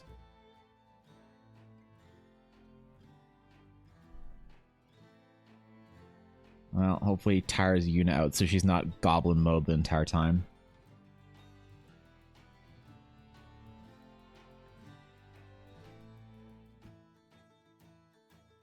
Damn it. Doing all the teams next year and then getting mixed with SA, Central America, make one giant league. I guess I'll have to get a non-esports chair though, right? Then? That's a good point. What do they even have now? Oh! Wait! I'm no longer fat enough to need the fat guy chair! Oh my god, wait, am I? Hold on. Hold on. This changes everything. Have I lost enough weight that I don't need the fat guy chair anymore? Wait. Or are they all the Titan now? Oh, wait, they're all the fat guy chair. No, the Omega is not the non-fat guy chair, right? They're not making the non-fat guy chair anymore. Because every time I had to buy a gaming chair, since I was 300 pounds at one point in time, or over 300 pounds, I had to buy the I had to buy the fat guy chair. Now I can spend less on the chair because I don't have to buy the fat guy chair. Oh my god. Okay, wait. What do we got here? We got a Tracer chair and a Genji chair. Is Overwatch still relevant? Nezuko chair. Akatsuki chair. Raven. Okay, what else can I... Deadmau5. Ooh, Stormtrooper. Diablo chair. Imagine you bought the Diablo 4 chair. Oh, man. What do you do if you bought the Diablo 4 chair? What do you do? Jin chair. That's pretty good. Kiriko chair. That's pretty cool. I did like poorly playing Kiriko. Oh, they do have... So it's the R and the XL. Oh, I see. So hold on. How much... That way, that's a dope chair. How much is the weight and the price difference between the R and the XL? Choose your size.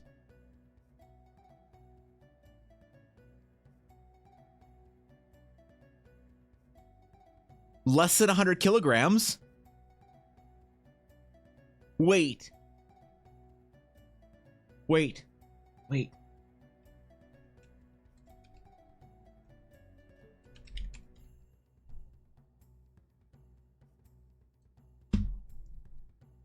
I'm less than 100 kilograms now.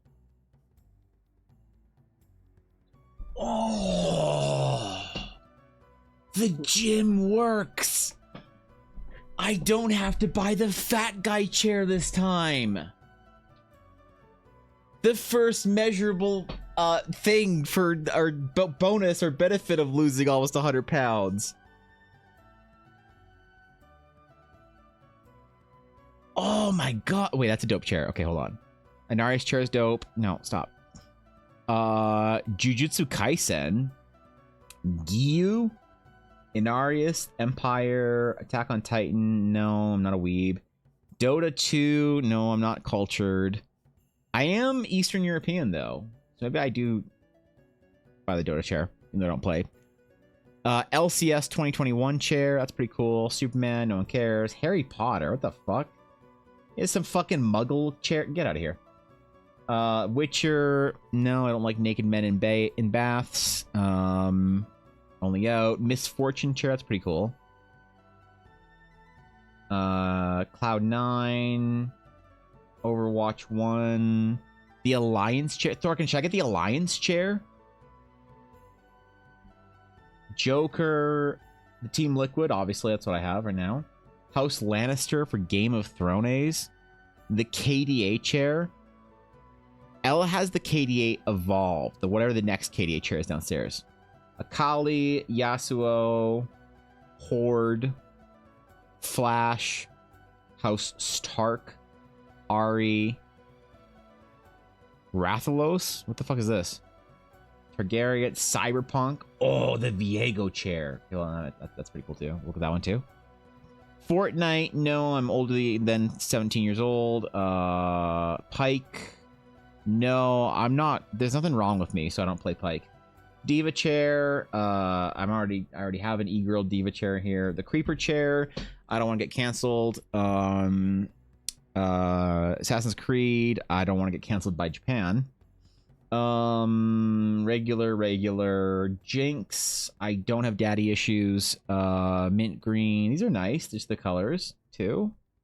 Okay, here we go. Where were the new ones?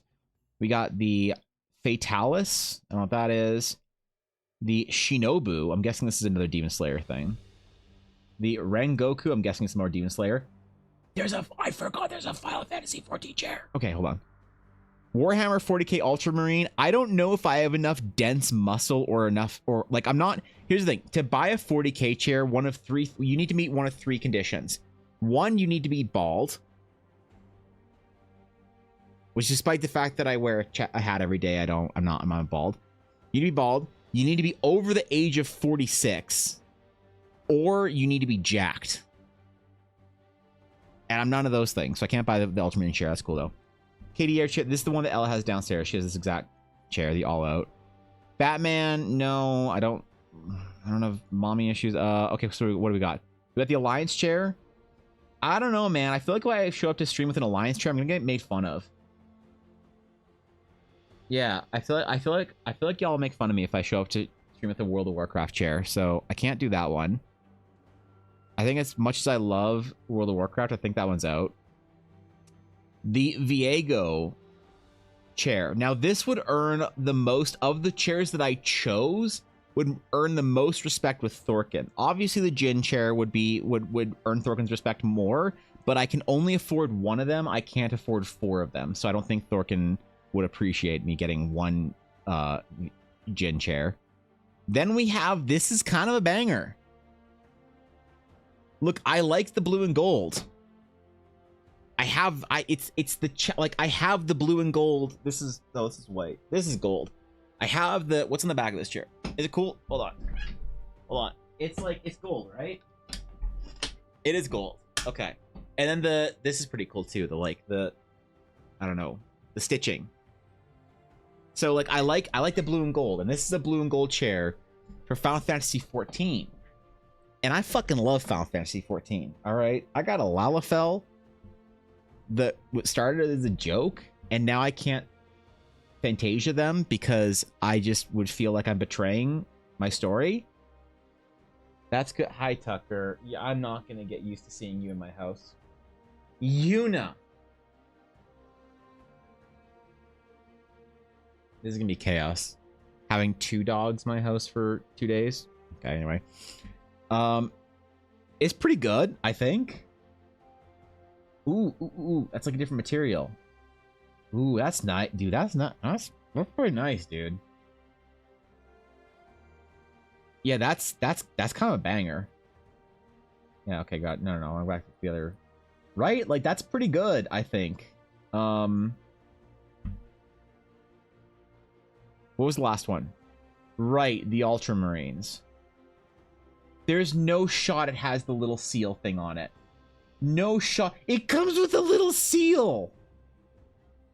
Wait, that's so cool.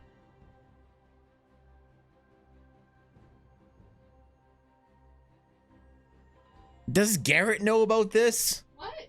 There's a 40K as an Ultramarine chair that comes with a little dumb seal on it. The 40K nerds. I don't know. Love this shit for some reason. 40K nerds love seals on shit. Can you give me my dog, please?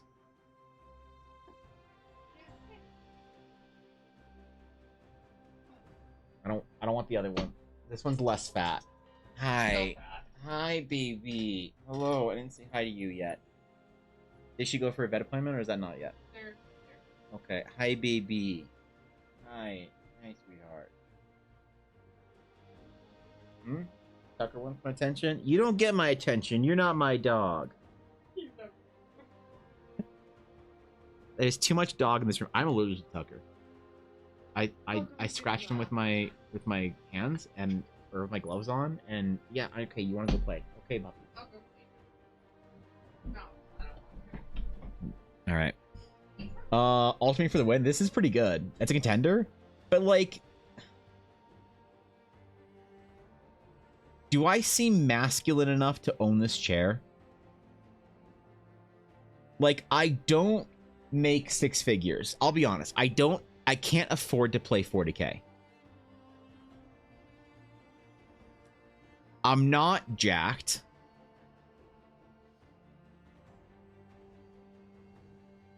Like, I'm not a 43-year-old balding Englishman. So do I have any right to buy this chair? I don't think so. But it's pretty cool. I think the Final Fantasy chair... Oh, God, that's so good, though. I forgot about the Inarius chair. Oh, man, I forgot about this one. Like, I know Diablo 4 was kind of a meh for a lot of people, but this chair kind of slaps, though. Like Diablo 4, it's no Diablo 2. Sure, whatever. We can be real about it. But like the chair's cool. It kind of slaps. I do want a desk. They do have a standing desk that I want. This is what I want. I want a standing desk because I want to be able to stand when I'm working. There is a Lilith one. Yeah, the Lilith one looks like Lilith. It's not as cool. It's not as high contrast, but it might be your jam. Me, I like contrast in my chairs. This is more the sort of the dark Diablo aesthetic. So if that's what you like, I think this does it really well. And it's got Lilith on the back, a little hands folded and everything. So it's a good one if that's what you're into. You like the sort of dark broodiness of it. It does it real well, I think. It looks good.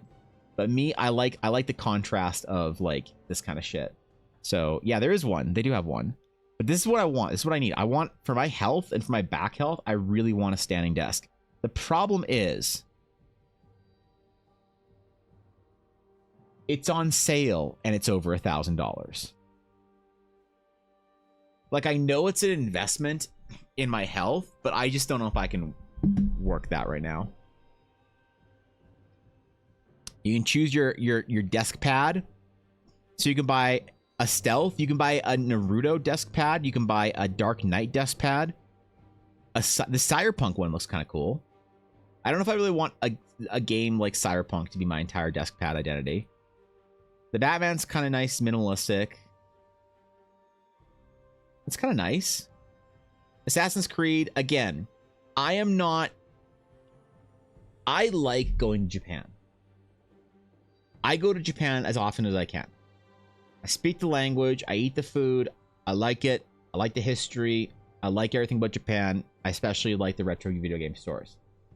I don't want to be barred entry from Japan. And after Assassin's Creed, what's the new one called? Shadows or whatever? After the newest Assassin's Creed game, I'm afraid that if you play it or associate with the Assassin's Creed brand, I'm afraid the Japanese government will bar you entry from their country. And I don't want to do that. So respectfully, Ubisoft, love you guys. Loved Assassin's Creed 2. Beautiful game.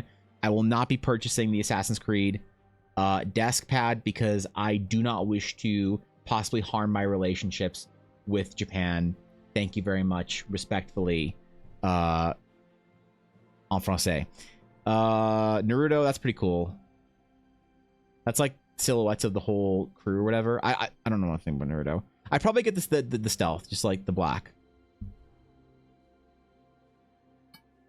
But this is the desk I need. It's got the cable management in the back. You confirm your selection. Cable management, you want the basic cable tray dock thingy. It comes with that. You don't need the XL bundle, I don't think. Don't need no more anchors. I can just put that all. Free desk space. Monitors. I don't need monitor arms. I actually have monitor arms. Thank you. And I would need heavy duty ones because I have 21:9 monitors. So I have the ultra wide. The one that it says designed for ultra wide monitors is what I have. And I would need 2 of these. Thank you very much, Secret Labs. I do not want to pay an extra $500 for them. So thank you. Thank you. I'm good. And then accessory add-on. I don't need this shit. Yeah, you just do your own RGB if you want lighting. So it comes out to $1,150 for a standing desk. Oh boy. Got a chair I stole from the office when I started working from home. $1,000. Yeah. Well, here's the thing, Atari. You are a healthy individual. You spend a healthy amount of time at your computer. You work. You got a good posture. You go home. You do your thing. You leave your home office, whatever, and you go. You focus your fitness. You go for walks. You work out. You maintain that PT score. I was more like Jabba the Hutt. And you know in Return of the Jedi, I said Revenge of the Jedi. You know Return of the Jedi, when they roll Jabba the Hutt out on his like barge thingy when everybody's laughing? after like Leia's like, Yate, Otto, you are suffering from hibernation sickness. and all that shit. And then you hear, and then you obviously hear Slash speak from the best part of that movie. And Jabba wheels himself out on a giant fucking like slug barge. That's what I needed. So the reason why I bought gaming chairs is because they had the XL. You could buy the XL, which was good for up to how big? How big could you be? Big boys, up to 180 kilograms. All right. I needed that. That's why I started buying gaming chairs. Was for that. And the only chair that I would replace my gaming chair for. The dogs have been bathed. They are monkey mode. Okay, anyway. The only chair that I would replace this with proper postural chair would be a Herman Miller. Herman Miller Logitech chair. This is what I would buy. The Herman Miller Logitech M-Body chair. This chair appears to be $2,200.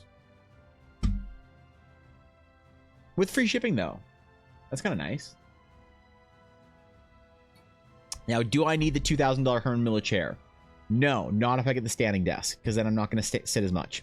And then what I would do is I would get the standing desk, and then I would get an under-desk treadmill thingy. I don't know if they have any pictures here. But you know what I'm talking about. You can get the little, like, flat walking pads. I would do that. And instead of getting 10,000 steps a day, I would change my goal to 20,000 steps a day. And be a paragon of health and fitness. Just nothing but fitness and health. I would completely rebrand my channel to be Evan Blair Art, more like Evan Blair Jacked. That's what I do. So, alas.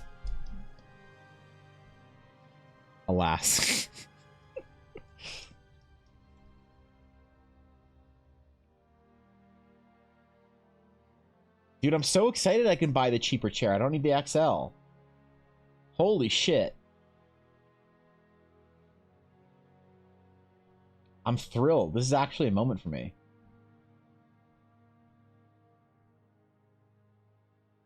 I don't need to buy the fat guy chair again. I can spend less money on the regular guy chair.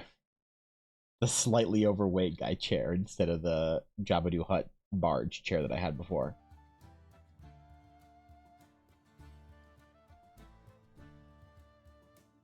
Although some people like the big chairs because they're more spacious anyway, so maybe there is that. I don't know. Remember Ella got the E-Girl chair. The last time we got gaming chairs, she got the E-Girl chair, which is like way smaller. And I couldn't sit on it. I was afraid I'd break it. It was like max 75 kilograms, which I don't know what that is in pounds. But it's not a lot, and I was terrified.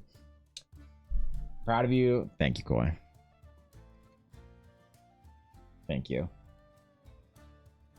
Now, Koi, all I need to do is have my revenge Instagram photos where all of our acquaintances in art school that called me fat don't remember who I am. So I'll see you at the reunion.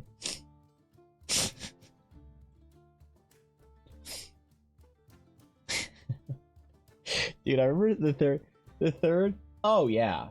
You know the girls in that class? Oh yeah, they all were like brutal to me. And like one summer or one fall, I think it was second or third year.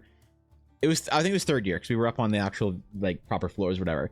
I walk up the stairs one day and Leland's at the top of the stairs. I don't remember Leland. Leland's at the fucking top of the stairs. And he says, "Hey, what's up, man?" And we dap it up. And he looks at me up and down. He says, "Dude, you gain weight?" I was like, "What?" He's like, "Yeah, you look bigger than you did last year." Anyway, good to see you, bro. And he just turns around and just walks out the stairwell door down the hallway to our class. And I'm like, wait, did I? Wait, I don't know, man. Did I? Fuck. God damn it, Leela. No, those girls though, you know the squad though, they were dude, they were cruel to me. Oh yeah.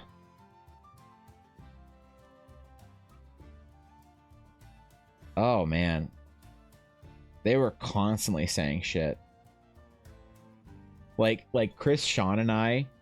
No, Leland's cool. He's just dumb.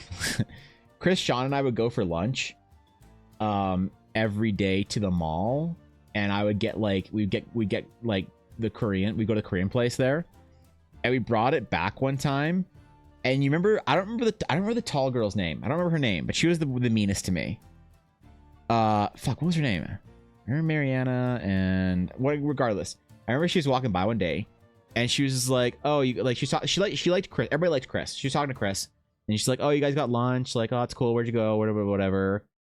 And she's like, "What'd you get?" And like Chris is like, "Oh, I just got like this, whatever." And she's like, "Oh, I bet Evan got something bigger."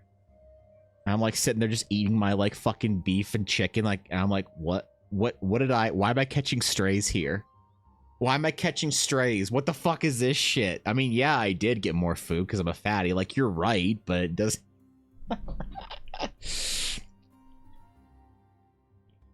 No, they hated me, man. They hated my guts. The four of them? Oh boy, yeah. They were not nice.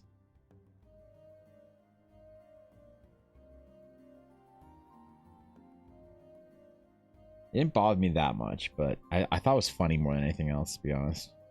But yeah, they were, ooh, man. Ooh. Glad to know they were shitty anyway, so I missed out on nothing.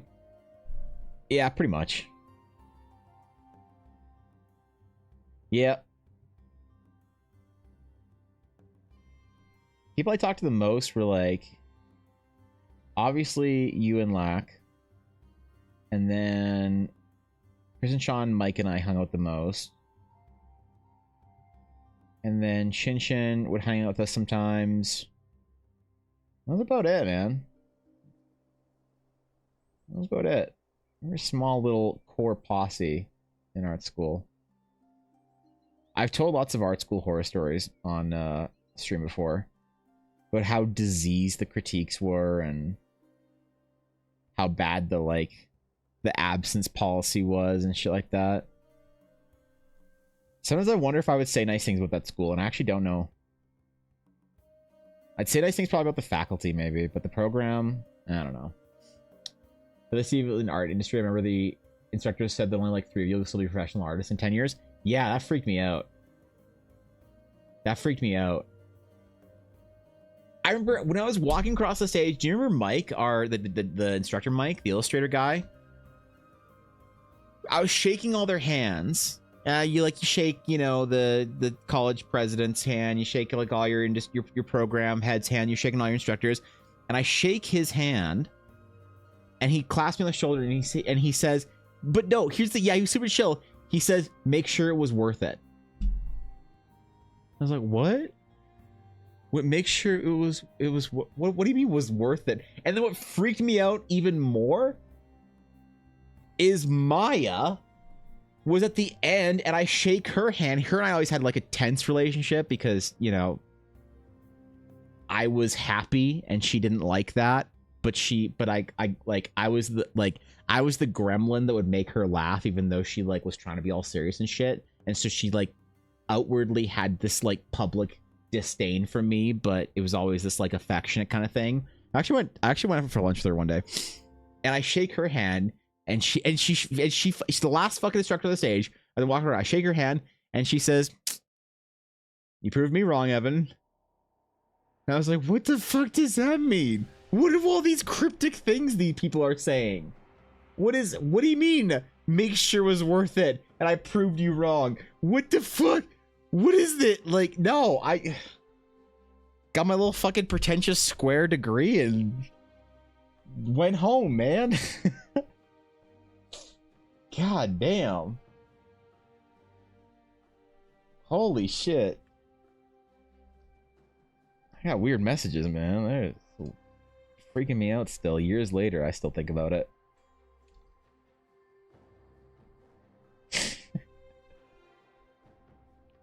It does amaze me how many didn't continue to be professional artists, though. I will say that does kind of hit me right in the true. Many of them gave up. The only people I can think of that were professional artists were obviously you and Lack and me, Sean, and Simon and Serena. Those we're the only people that I know from that entire illustration course that are still doing it. That I know of. Yeah, fuck, dude. That's freaky.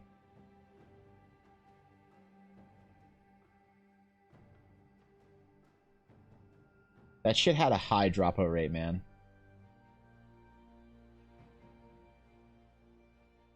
I don't even know if you remember Yuki from first year, but her and I were having a conversation one day, and she was like, fuck this. And I was like, what? She was like, fuck our homework. Fuck this shit. Fuck Canada. I'm going home. Alright, see ya. And she didn't show up next year. So, we're the Giga Chads, we are. We're the chosen ones. The ones that made it. Alright, stick done. Excellent. I still haven't figured out if I want to do something fancy with the gloves or if I want them to be asymmetric like they are. So, that's why I drew stick without glove. But... yeah, dog. A lot of our peers never. The one I was most upset about was my friend Christina. She was so good, dude. And Rio. Yeah, and Rio. Rio bothers me the most. Because you know how good Rio is. And she stopped. And I yelled at her and nagged her for years. I still do, right? When I talk to her occasionally. So, anyway.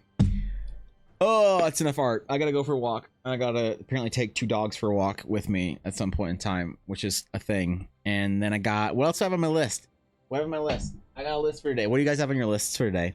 I have stream. I'm gonna cross off stream, okay? Because I streamed today. I gotta walk. I gotta reply to a dude on TikTok. You don't remember Rio? Short Korean... Rio? You don't remember Rio?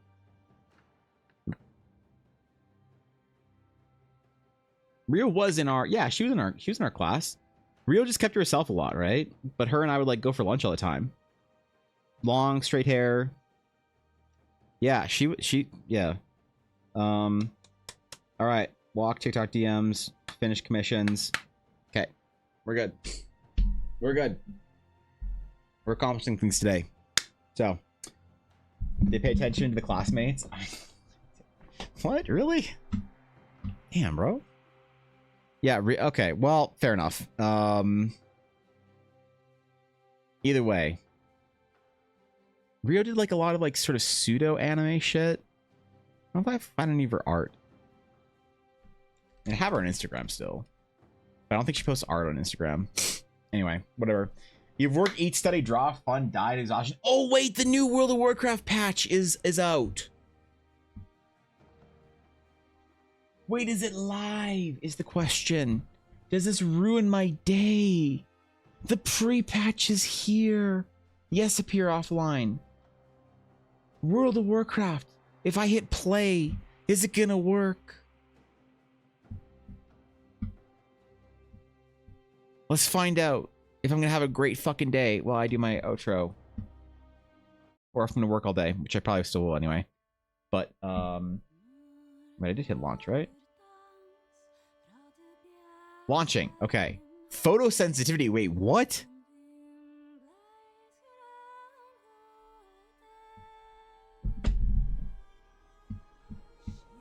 There's a new intro screen? Okay. No. Down for maintenance until 3 p.m., 4 p.m. my time, so I'll play it tomorrow. Got it. All right. Oh, fuck it. No, I didn't want to open Warcraft twice. Okay, there we go. Anyway, so I'm gonna go for a walk. It's cool out right now. It's only 33 degrees with a smoke warning because Canada's on fire. Thank you, Cobalt, for not making the smoke this year, California. I'd appreciate it if you guys could go the rest of the year without being on fire. That'd be great. Thanks, Cobalt. Okay, I'll see y'all tomorrow. Peace. Have a good one. Talk to you on World of Warcraft. Go to the gym. Okay, bye.